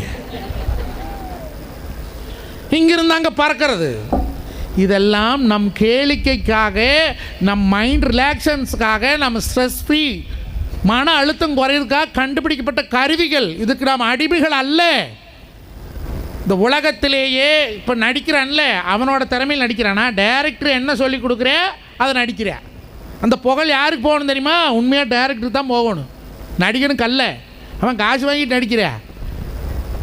என் பொண்டாட்டி நாடகம் பாப்பா, வெள்ளிக்கிழமையான அன்றைக்கி வெள்ளிக்கிழமைக்கு வீட்டுக்குள்ளே போகிறக்கு வந்து அழுதுகிட்டு இருந்தா. ஏண்டி அழுவுற அப்படின்னு. கையில் கல்யாணமாகி 30 வாரம் ஆகுது, இன்னவளுக்கு ஃபஸ்ட் நைட்டே நடக்க மாட்டேங்குது. நான் சொன்னேன், அவள் ஒரு எபிசோடில் அழுகிறதுக்கு 30,000 ரூபா பணம் வாங்குறா அழுகிறக்கு. நீ அந்த கருமத்தை பார்க்குறக்கு மாதம் 300 ரூபா பணம் கட்டுற. அவள் குடும்பம் விளங்குமா, நம்ம குடும்பம் விளங்குமா? எது விளங்கு? அப்படிங்கிற சினிமாங்கிற மாயை, சோசியல் மீடியாங்கிற மாயை விட்டு முதல்ல வெளியே வாங்கடா பசங்களா. அதில் ஏகப்பட்ட நல்லது இருக்குது. புத்தகங்கள், நல்ல புத்தகங்களை படிங்க. தினம் ஒரு திருக்குறளை படிங்கடா. நீ வாழ்க்கையிலே ஒரு நாளும் தவறே செய்ய மாட்டேன். 1330 குறள்கள் அல்ல, அது மனிதனுக்கு விதிக்கப்பட்ட விதிகள். அதை படிச்சுக்கிட்டு வா. நல்லதை படி, நல்லதை பாராட்டு, நல்ல விஷயங்களை சொல்லு. இப்போ செல்ஃபோன்லேயே வருதா, ஒருத்தனுக்கு உதவி பண்ணுற மாதிரி வீடியோ எடுத்து போடுற. எதுக்கு? அவன் காசு சம்பாதிக்கிறதுக்கு போடுற. எதுக்கு போடுற? கர்ணனை படிச்சிருப்பீங்க, பள்ளிக்கூடத்தில் சொல்லி கொடுத்துருப்பாங்க. இந்த கை கொடுக்கறது இந்த கைக்கு தெரியக்கூடாதுன்னு வச்சுருந்தார். இன்றைக்கி இத்தனை நல்லது பண்ணுறாரு ராஜேந்திரன் அந்தியூரை தவிர வேறு யாருக்காலும் தெரியுமா? ஆஸ்திரேலியாலேருந்து வந்து பண்ணுறாரு. 45 ஆண்டு காலமாக இன்றைக்கி பண்ணுறாரு. ஏதாவது ஒரு விளம்பரப்படுத்தி தான் இந்த விளம்பரத்தை பண்ணுறேன், நான் இந்த பள்ளிக்கூடத்துக்கு பண்ணுறோம்னே ஒரு பிட் நோட்டீஸ் சுட்டுப்பானே இந்த மனுஷன். இதுக்கு பேர் தான் தானம், இதுக்கு பேர் தான் தர்மம். இதை பண்ணோன்னு சும்மா ஒரு சோத்தை வாங்கி ஒருத்தர் கொடுத்துட்டு, ஹாய் ஃப்ரெண்ட்ஸ், இங்கே வந்து ஒருத்தர் ரொம்ப கஷ்டத்தில் இருந்தார் ஃப்ரெண்ட்ஸ், அவருக்காக நான் சாப்பாடு வாங்கி கொடுத்தேன் ஃப்ரெண்ட்ஸ், லைக் பண்ணுங்கள், ஷேர் பண்ணுங்கள், கமெண்ட் பண்ணுங்கள். அருவா கொத்தி கொடுத்து அறுத்தறிங்க சொல்கிறேன். என்ன பெருமீடா காளி, எனக்கு தவிட்டு பெருமீடா தன்னாசி. இது வாழ்க்கைக்கு உருப்படியாது. நல்ல விஷயங்கள் சொல்கிற வீடியோ 1000 இருக்குது, அதை எவன் பார்க்குறியா? ஏன் செத்த வேலை, என் நாரப்பேலை வந்து அறுத்துப்பிடு அறுத்துங்கிறியா? அவனுக்கு 30,000 பேர் ஃபாலோவர்ஸு. இங்கே என்ன நாட்டுக்கு சுதந்திரம் வாங்கி கொடுத்தியா, இல்லை நல்லது உள்ளதுக்கு போய் பாடுபட்டியா? அது இன்னொரு இருக்கிறவார் சாதனை ஆண்டி. கத்துடா கத்து, ஏன் கத்த மாட்டேன்? கவர்ச்சிகரமான விளம்பரங்களை நம்பி, கவர்ச்சிகரமான போஸ்டர்களை நம்பி, கவர்ச்சிகரமான ரீல்ஸ்களை நம்பி உங்கள் வாழ்க்கையை தொலைச்சுப்படாதீங்கடா. நல்லதை பாருங்க. உங்களை நான் விளையாட வேண்டான்னு சொல்லலை, ஓடி ஆடி விளையாடு. அப்போல்லாம் கபடி விளையாடுவேன், நான் தாங்க ஒப்பண்டா, நல்ல முத்து பேரண்டா, வெள்ளி பேரம் எடுத்து விளையாட வாரண்டா, கபடி கபடி கபடி கபடி கபடி கபடி கபடி கபடி. இப்போ எப்படி பாடுறான் கபடி? போய் பாருங்கள், கபடி ஷோ நடக்கிற அன்றைக்கி. போட்ஸ் போட்ஸ் போட்ஸ் போட்ஸ் மச்சி கபடி பாடிட்டு இருக்கிறேன், அப்புறமா பேசுகிறேன். போட்ஸ் போட்ஸ் ஐ லவ் யூ தங்க. போட்ஸ் போட்ஸ் வீர வருமா? எவனுக்காக இருந்தாலும் கோவம் வரும்ல. நான் தான் உங்கள் பண்ண மடைக்கு போட்டு குத்தினேன். எம்ஆர் ராதா சொல்வார், யாரா சொன்னது ஹாக்கிய தேசிய விளையாட்டுன்னு? கபடி தாண்டா நம்ம தேசிய விளையாட்டு. எப்படி ஐயா சொல்கிற? வந்தாண்டா நல்லா காலை வாருவேண்ணா. அமெரிக்காக்காரன் பாடுவெளியில் செத்து போவானா, ஜப்பான்காரன் சம்பாதிக்கலாம் செத்து போவானா, சைனாக்காரன் கண்டுபிடிக்கல செத்து போவானா. ஆனால் நம்ம சொந்தக்காரன் மட்டும் நம்ம நல்லா இருக்கிறான்னு தெரிஞ்சாவே செத்துருவேன். அவன் முன்னாலெல்லாம் நீங்கள் வாழ்ந்து காட்டணும்டா.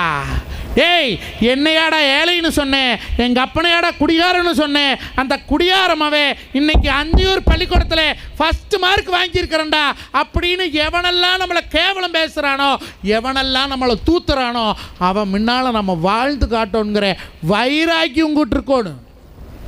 அப்போ சொல்லுவேன், எங்கள் அக்கா மாயே எப்போ 100 ரூபா கேட்ட போதும் உங்கள் அக்கா மாவன் கண்ணுக்கு தெரிய மாட்டேன்.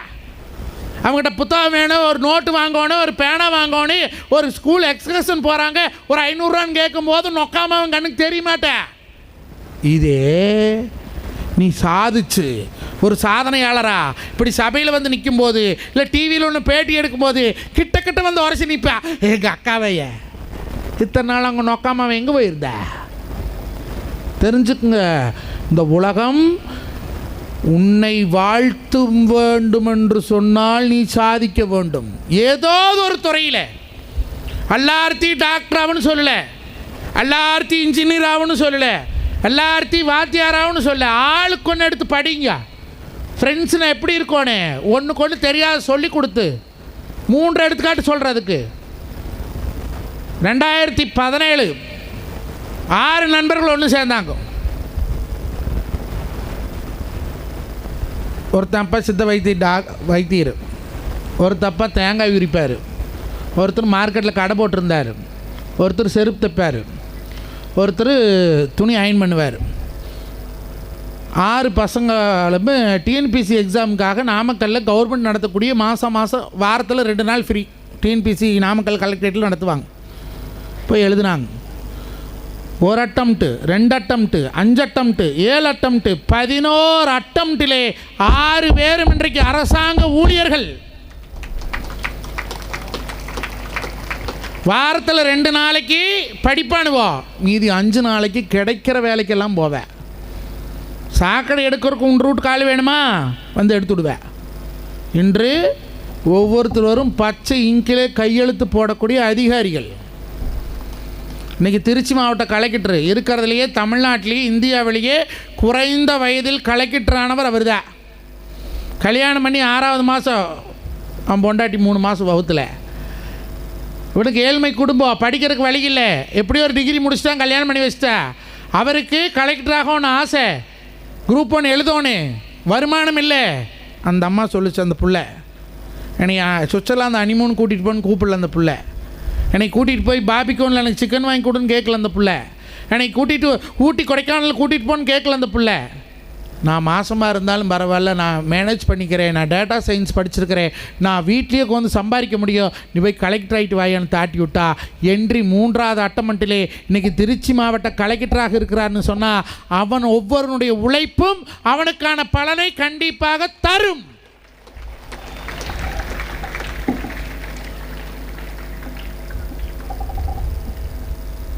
அறம் போனும் கூர்மையிரேனும் மரம் போனும் மக்கட்பண்பு இல்லாதவர் தான். அறிவிருந்து ஒரு பிரயோஜனம் இல்லை.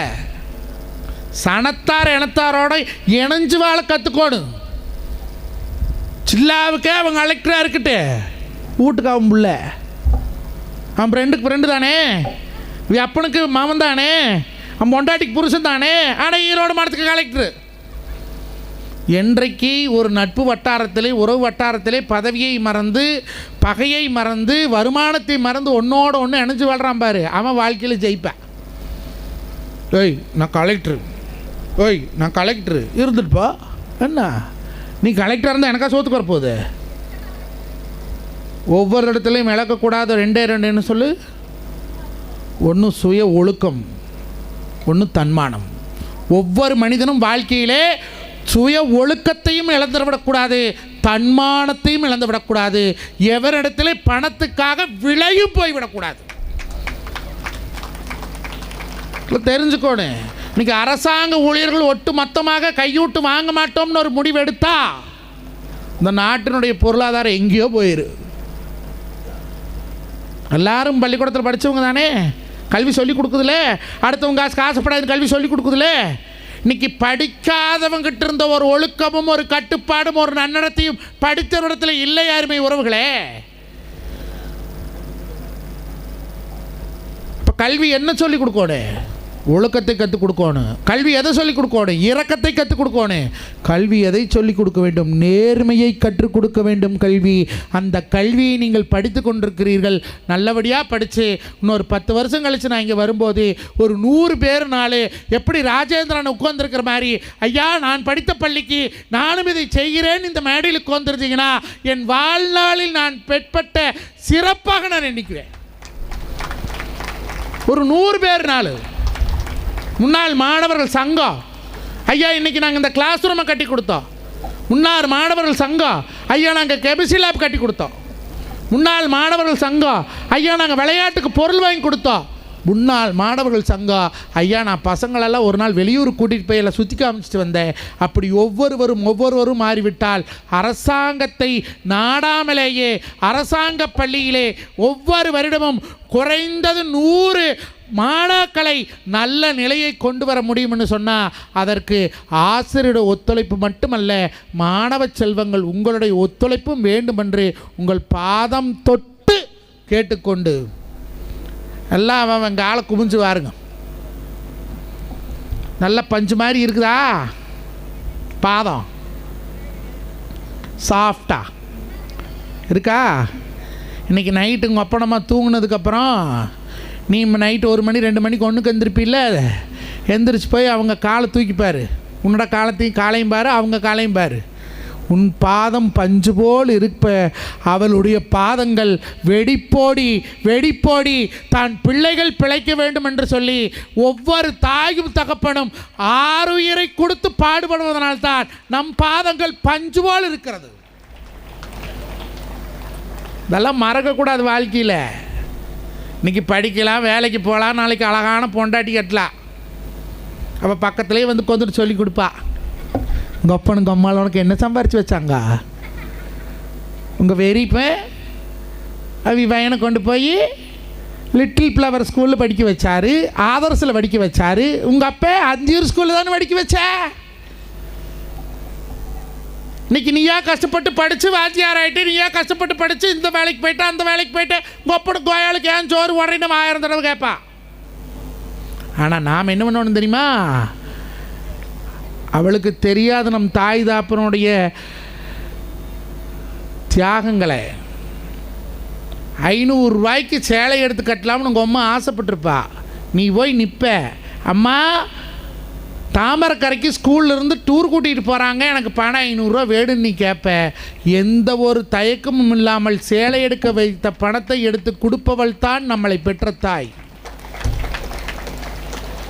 எல்லாருமே அப்பனை ஒரு வில்லனாட்டவே தான் பார்ப்பானுவோ. இன்றைக்கி என் பையன் பார்க்குறான் பாரு.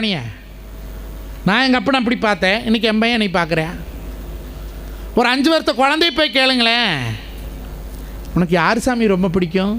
டேடி. யார் இப்போ உனக்கு ரோல் மாடலு? டேடி. ஒரு 10 வயசில் கேளு, அப்பா, மை அப்பா. ஒரு 15 வயசு கேளு, நல்லவன் தாங்க அப்பேன், எனக்கு கத்துவேன்.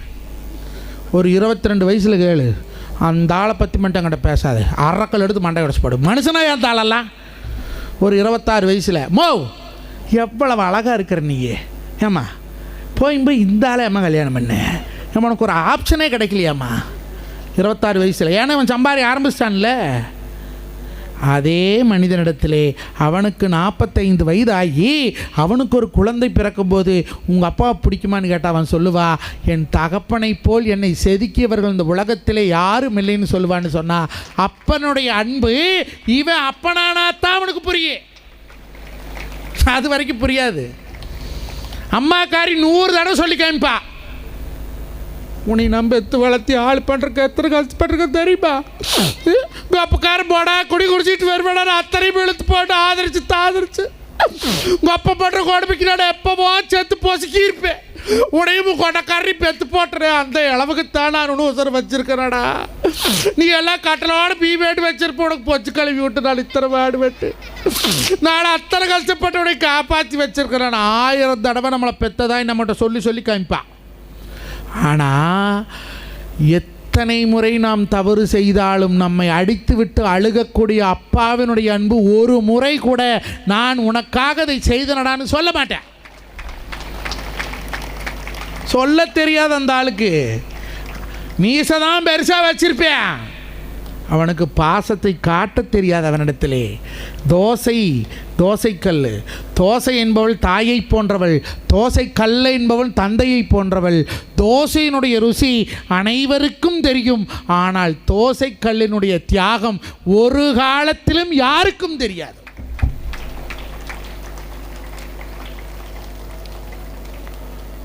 தெரியாது. அப்பனம்மா இருக்கும்போது அவங்க வருத்தம் தெரியவே தெரியாது, இழந்தாத்தான் தெரியும். இழந்தாத்தான் இருக்கும்போது அவங்கள கொண்டாட மாட்டோம். இப்போ போய் பேசுவீங்க, கல்யாணமாகி வேலை வெட்டி ஆனதுக்கப்புறம் கொஞ்சம் கொஞ்சமாக ஆம்பளையோட பேச்சு குறைஞ்சிக்கிட்டே வரும். உனக்கு பையன் புள்ள பேரன் பேத்தி ஆனதுக்கப்புறம் அவங்க அப்பனம்மா வாசலில் கோந்திருப்பாங்க. வீட்டுக்குள்ளே போவேன், திரும்பி பார்ப்ப ஒரு சிரிப்பு உள்ளே போயிடுவேன். அவங்க மனசு என்ன ஏங்குன்னு தெரியுமா? ஒரு 5 நிமிஷம் நம்மக்கிட்ட பேச மாட்டானா, வந்து சாப்பிட்டியான்னு ஒரு வார்த்தை கேட்க மாட்டானா, மாத்திரை போட்டையான்னு ஒரு வார்த்தை கேட்க மாட்டானா. நீங்கள் எல்லாம் இது கண்ணில் பார்த்துட்ருப்பீங்க இப்போ, ஏன்னா உங்கள் அப்பங்க வீட்டெல்லாம் அப்படித்தான் நடந்துகிட்ருப்பாங்க. நீங்கள் அவங்க பேசணும்னு நினைக்கும் போது உங்களுக்கு பேச நேரம் இருக்காது. பணம்னு ஓடுவீங்க. நீங்கள் பேசலான்னு ஆசைப்படும் போது அவங்க அந்த இடத்துல இருக்க மாட்டாங்க, போட்டாலே தான் இருப்பாங்க. எந்த ஒரு உறவையும் இருக்கும்போதே தக்க வைத்து கொள்ளுங்கள். அது நட்பாக இருந்தாலும் சரி, அப்பனம்மா இருந்தாலும் சரி, தாய் மாமனாக இருந்தாலும் சரி, அவர்கள் இருக்கும்போதே அன்பை, கோபத்தை, வெறுப்பை, பாசத்தை காட்டிருங்க. அவை செத்ததுக்கப்புறம் காட்ட முடியாது. சில பேர்த்த பாரு, இருக்கும்போது பச்சை தண்ணி ஊற்ற மாட்டாங்க உங்கள் அப்பனுக்கு ஆயாளுக்கு. செத்து போனதுக்கப்புறம் சுடுகாட்டில் கொண்டு தலைவாழை இலை போட்டு, ஒப்பா உடைடா நல்லா திம்பையாப்பா, அப்பா பாயாசம் நான் குடிக்கியாப்பா, அப்பா கறீனா திம்பையாப்பா. இருக்கும்போது போட்டியாடா? இருக்கும்போது போட்டியா? செத்ததுக்கப்புறம் கூரை மேலே சோத்தை போட்டு கா கா கா கா. எனக்கு தெரிஞ்ச ஒரு ஆளுங்க காக்காயை வச்சு மாதம் 50,000 சம்பாதிக்கிறானுங்க. எனக்கும் ஆச்சரியமாக போச்சு. என்னடா தொழில் பார்க்குறேனே, காக்கா வச்சுருக்கிறேன்னே. ஏன்டா காக்கா பிடிச்சி சம்பாதிப்பாங்க பார்த்துருக்குறேன், காக்காய் வச்சு எப்படா சம்பாதிக்கிறீன்னு. இங்கே தான்லாம் தனித்தனி வீடா? சென்னையிலலாம் அடுக்குமாடி குடியிருப்பு தானே. ஒவ்வொரு ஃப்ளாட்லேயும் 300 வீடு 200 வீடு இருக்குது. இவன் 2 ஃப்ளாட்டுக்கு போகிறேன். கரெக்டாக 11 to 3 சனிக்கிழமை அமாவாசை அன்றைக்கி மட்டும்தான் அவனுக்கு வேலை. கூண்டு வச்சுருக்கிறேன், 10 காக்கா பிடிச்சி வச்சுருக்கிறேன். போய் ஒவ்வொரு வீட்லேயும் பெல் அடிப்பேன். 11 மணிக்கு அவங்க தட்டத்தில் காக்காய் இங்கே கூப்பிட்டாலே காக்கா வரமாட்டேங்குது. அந்த 300 வீட்டுக்காரன் எங்கே போவான் காக்காய்க்கு? ஒரு தட்டத்தில் கொண்டு அவங்க சாப்பாடு கொஞ்சம் வச்சுருப்பாங்க. ஒரு காக்காய் கூண்டை திறந்து விடுவேன். 2 கொத்து டப்புன்னு கொத்தும். 500 ரூபா. 200 வீட்டுக்கு என்னாச்சு? என்னாச்சுங்க? காக்காயா வரி ஆகிட்டேன், பெரிய கோடீஸ்வரன் ஆகிட்டேன். இப்போ சனிக்கிழமை அமாவாசை இன்னைக்கு மட்டும்தான் வேலை, மற்ற நாளும் சும்மா சுற்றுறேன். திறந்தா பெல் அடித்தா காக்காய் திறந்தா டப்பு 2 கொத்து 500 ரூபா. இருக்கும்போது கொண்டாடுங்கடா. யாரையும் செத்ததுக்கப்புறம் கொண்டாடி ஒரு பிரயோஜனம் இல்லை. அது எந்த உறவாக இருந்தாலும் சரி. பாதை தவறிய கால்கள் விரும்பிய ஊர் சென்று சேர்வதில்லை, பண்பு தவறிய பிள்ளையை பெற்றவன் பேர் சொல்லி வாழ்வதில்லை. அந்தியூர் போகணும்னா இந்த வழியாக போனால் தான் போல. குருநாசாமி போகணும்னு இப்படியே வடக்கு போனால் தான் போல. மேற்கு போனால் போக முடியுமா? கிழக்கு போனால் போக முடியுமா? இப்போ நல்ல ஒழுக்கம் இல்லாதவே இன்னார் என் பையன்னு சொல்ல முடியுமா?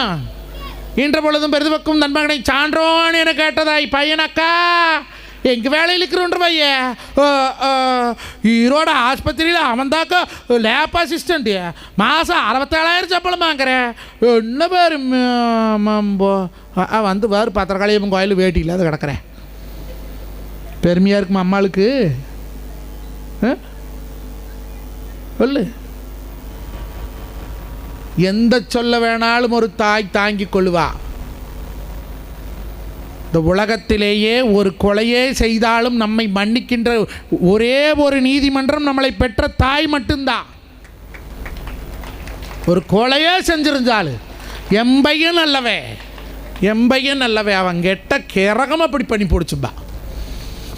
நல்ல பையனக்கா சோசி பாத்தரக்கா சித்தர் வரைக்கும் அவனுக்கு நேரம் சரியில்லை, கெட்ட நேரம் இப்படி ஆகி போச்சுப்பா. பையன் தப்பு பண்ணான்னு சொல்ல மாட்டா. இந்த உலகத்திலே கொலை செய்தால் கூட மன்னிக்கின்ற நீதிமன்றம் நம்மை பெற்ற தாய். ஆனால் ஒழுக்கக்கேடான செயலை செய்தால் ஒரு நாளும் மன்னிக்காத நீதிமன்றம் நம்மளை பெற்ற தாய் தான்.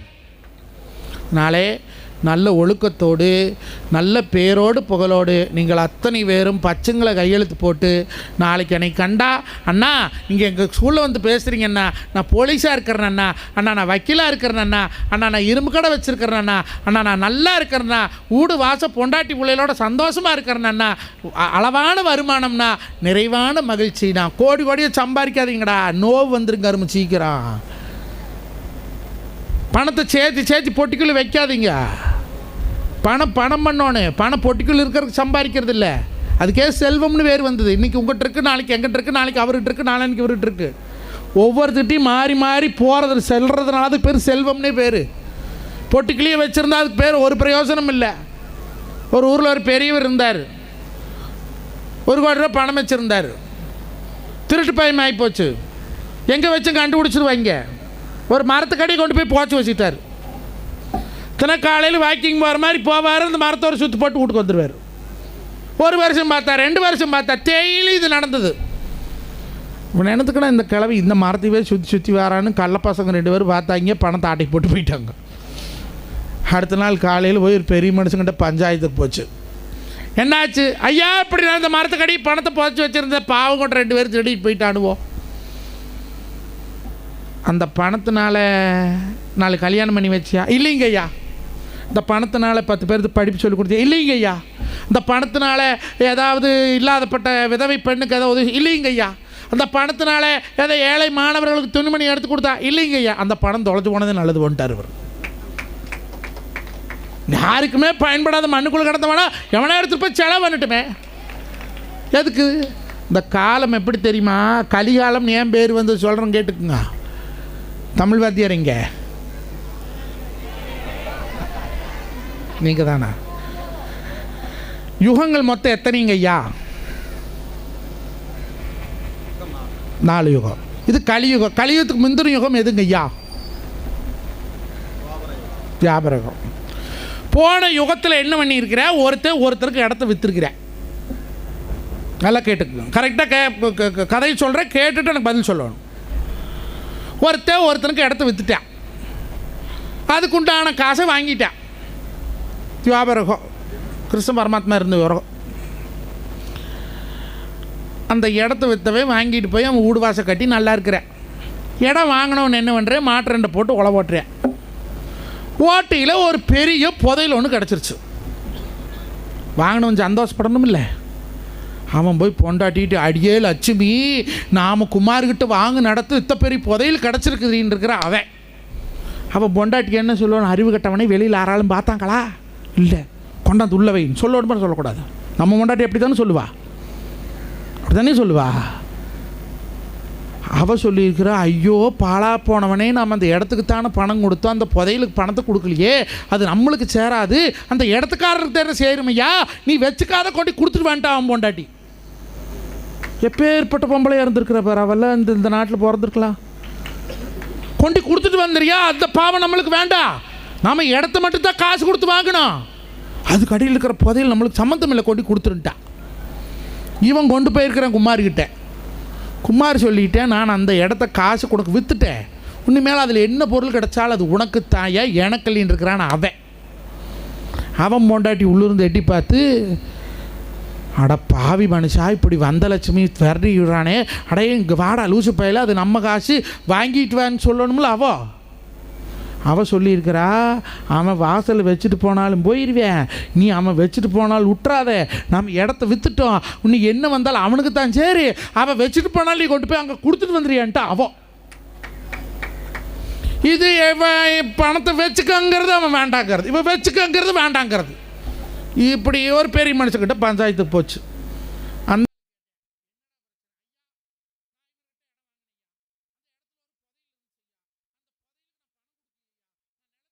வாங்கினேன், இது அவருக்கு தானே சாருங்கிற இவன் வாங்கினவே.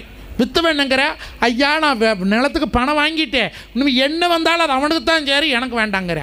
அந்த பெரிய மனுஷன் யோசனை பண்ணி பார்த்துட்டு, மணி 6 ஆச்சு, வச்சுட்டு போங்க, போயிட்டு காலையில் வாங்க, நான் நல்லா யோசனை பண்ணி ஒரு முடிவு சொல்கிறேன் இருக்கிறார். பொழுது வெடிஞ்சிருச்சு. காலையில் இடம் வாங்கினான் பாரு அவன் பொண்டாட்டி, தூக்கி எழுந்திரிச்சு பாலை கறந்து காப்பி போட்டு புருஷன் பொண்டாட்டி பொறி வாய்ச்சி திட்டு உட்காந்துருக்குறாங்க. ஏமாமா, அவன் சொன்ன மாதிரி நாம தான் இடத்துக்கு காசு கொடுத்துட்டோம்ல, இப்போ அந்த புதையல் நம்மளுக்கு தானே வரணும். நான் தான் நேற்று பொழுதோட முட்டாள்தனமாக சொல்லிட்டேனோ, நட கிளம்பு போய் வாங்கிட்டு வந்துடலாம். அவன் பொண்டாட்டி, ஏனுங்க இடத்துக்கு தானே காசு கொடுத்தாங்க, புதையல் நம்மளுக்கு தானே வரும், அவனாக கொண்டாந்து கொடுத்தாங்க, நானாக வேண்டான்னு சொன்னேன். பைத்தியக்கார, நீ வேண்டான்னு சொல்லுவியா? பொம்பளை பற்றியும் பிம்பத்தி, ஆம்பளை பற்றி அறப்பற்றியும் நிரூபிச்சிட்டியே. இப்போ எனக்கும் இல்லாத உனக்கும் இல்லாத அங்கே கொண்டு வச்சுருக்குறாங்க, நடா போய் நம்மளுக்கு தான் வேணும், அவன் தான் கொடுக்குறப்ப வாங்கிட்டு வந்துடலாம்னு 2 பேரும் கிளம்பிட்டாங்க வண்டி போட்டிட்டு. நேராக பெரிய மனுஷன் வீட்டுக்கு போய் பார்த்துக்கு. அவங்க காலையில் காப்பி குடிச்சிட்டு, எங்கள் ஐயா வந்தீங்கன்னா, ஐயா நேற்று ஒரு புதையல் உங்கள்கிட்ட கொடுத்துட்டு போனோம் ஐயா, அது எனக்கே கொடுத்துருங்கன்னா வாங்கினவே. வித்தவன் சொன்னேன், ஐயா நான் இடத்துக்கு தான் காசு கொடுத்தான், புதையல் எனக்கு சேரும்னா நாவே. நீங்கள் 2 பேரும் யாருன்னே தெரியாது, எங்கேருந்து வந்து யாரை கேட்குறீங்கன்னாண்டா அவன். அந்த அன்னைக்கு தான் கலியுகம் பிறந்ததா.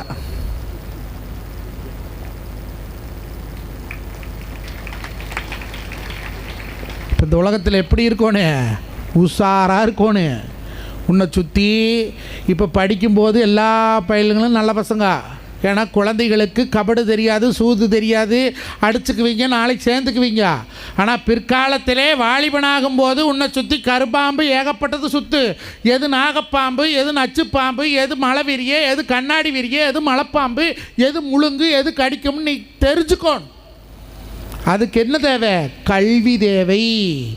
அறிவு மட்டும் இருந்தால் அந்த உலகத்தில் பிழைக்க முடியாது, கூட அனுபவம் தேவை. அந்த அனுபவம் யாரிடத்தில் இருக்கிறது? உன் ஆசிரியரிடத்திலும் உன்னை பெற்ற தாய் தந்தையர் இடத்திலும் அனுபவம் இருக்கிறது. அப்பன் திட்டுறான், ஏன் தெரியுமா திட்டுறேன்? தான் தடுக்கி தவறி விழுந்த இடத்திலே ஒரு நாளும் தான் பெற்ற பிள்ளைகள் தடுக்கி தவறி விழக்கூடாதுன்னு சொல்லி நினைக்கக்கூடிய உலகத்தில் ஒரே ஜீவன் தான் அது நம்மளை பெற்ற தகப்ப மட்டும்தான். உங்கள் சித்தப்பன் அப்படி இருக்க மாட்டேன், வெறிப்பின் அப்படி இருக்க மாட்டேன். 5 வயசு வரைக்கும் அண்ணன் தம்பி, 10 வயசு ஆட்டால் பங்காளி. எப்பட்றா நம்மளை முடிக்கலாம், சொத்தை எழுதி வாங்கலாம், நம்ம குடும்பத்தை மானத்தில் விட்டு ஏலத்தில் எழுத்தல் தான் நினைப்பாங்க. அதனாலே இந்த உலகம் கலியுகம். இந்த கதையிலேயே புரிஞ்சுருப்பீங்க. இன்றைக்கி ஒருத்தன் வாங்குகிற சம்பளத்தை விட 30,000 சம்பளம் வாங்குறான்னா அவன் வீட்டுக்கு 60,000 கொண்டு போனால் அவன் பொண்டாட்டி என்ன கேட்கணும்? ஏதியா அந்த காசு? நீ 30,000 தானே வாங்குற, உனக்கு எங்கிருந்து வச்சு 30,000 வந்தது? இதை அடுத்தவன் காசு கொண்டு வந்திருக்கிறியா? நம்ம பசங்க பிள்ளைகளுக்கு நம்ம சொத்தை சேர்த்து வைக்கலாம், பாவ சேர்த்து வைக்கலாமா? அந்த காசு வேண்டாம், நீ கொண்டுட்டு வான்னு அவன் பொண்டாட்டி சொல்லியிருந்தான்னா இவன் வாங்குவானாயா? காசு வாங்குவானா? வாங்க மாட்டேன். ஆனால் அவன் பொண்டாட்டி என்ன சொல்வா தெரியுமா? லூஸு, 30,000 தான் கொண்டாந்தியா, அடுத்த மாதம் ஒன்று 10 ரூபா சேர்த்து வாங்கிட்டு வா, எவனோ சம்பாதிக்கிற, உலகமே சம்பாதிக்குது, நம்மளுக்கு என்ன அப்படின்னு சொன்னால் நாம் நினைத்து கொள்கிறோம்.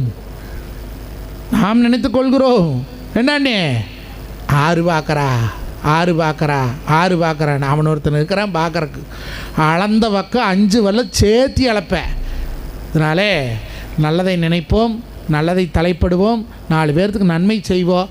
நாளைக்கு நம்ம செத்து போனாலும் வாழ்ந்தவர் கோடி மறைந்தவர் கோடி, மக்கள் மனதில் நிற்பவர் யார்? மானம் காத்தோர் மாபெரும் வீரர் சரித்திரம் தனியிலே நிற்கின்றார். கோடி பேர் இந்த உலகத்தில் பிறக்கிறாங்க, கோடி பேர் இந்த உலகத்தில் செத்தாங்க. எத்தனை பேர் சனத்து மனசில் நிற்கிறாங்க? ஒரு 10 பேர், ஒரு 100 பேர், ஒரு 1000 பேர், எத்தனை பேர் நிற்கிறாங்க? அப்படி மக்கள் மனதிலே நிற்கும்படி நீங்கள் வாழ வேண்டும். இந்த அந்தியூர் மண்ணுக்கு பெருமையை சேர்க்க வேண்டும் என்று சொல்லி தந்த வாய்ப்புக்கு நன்றி பாராட்டி விடைபெறுவது உங்கள் அன்பு விவசாயி மஞ்சுநாதன். நன்றிங்கோ, வணக்கம்ங்கோ.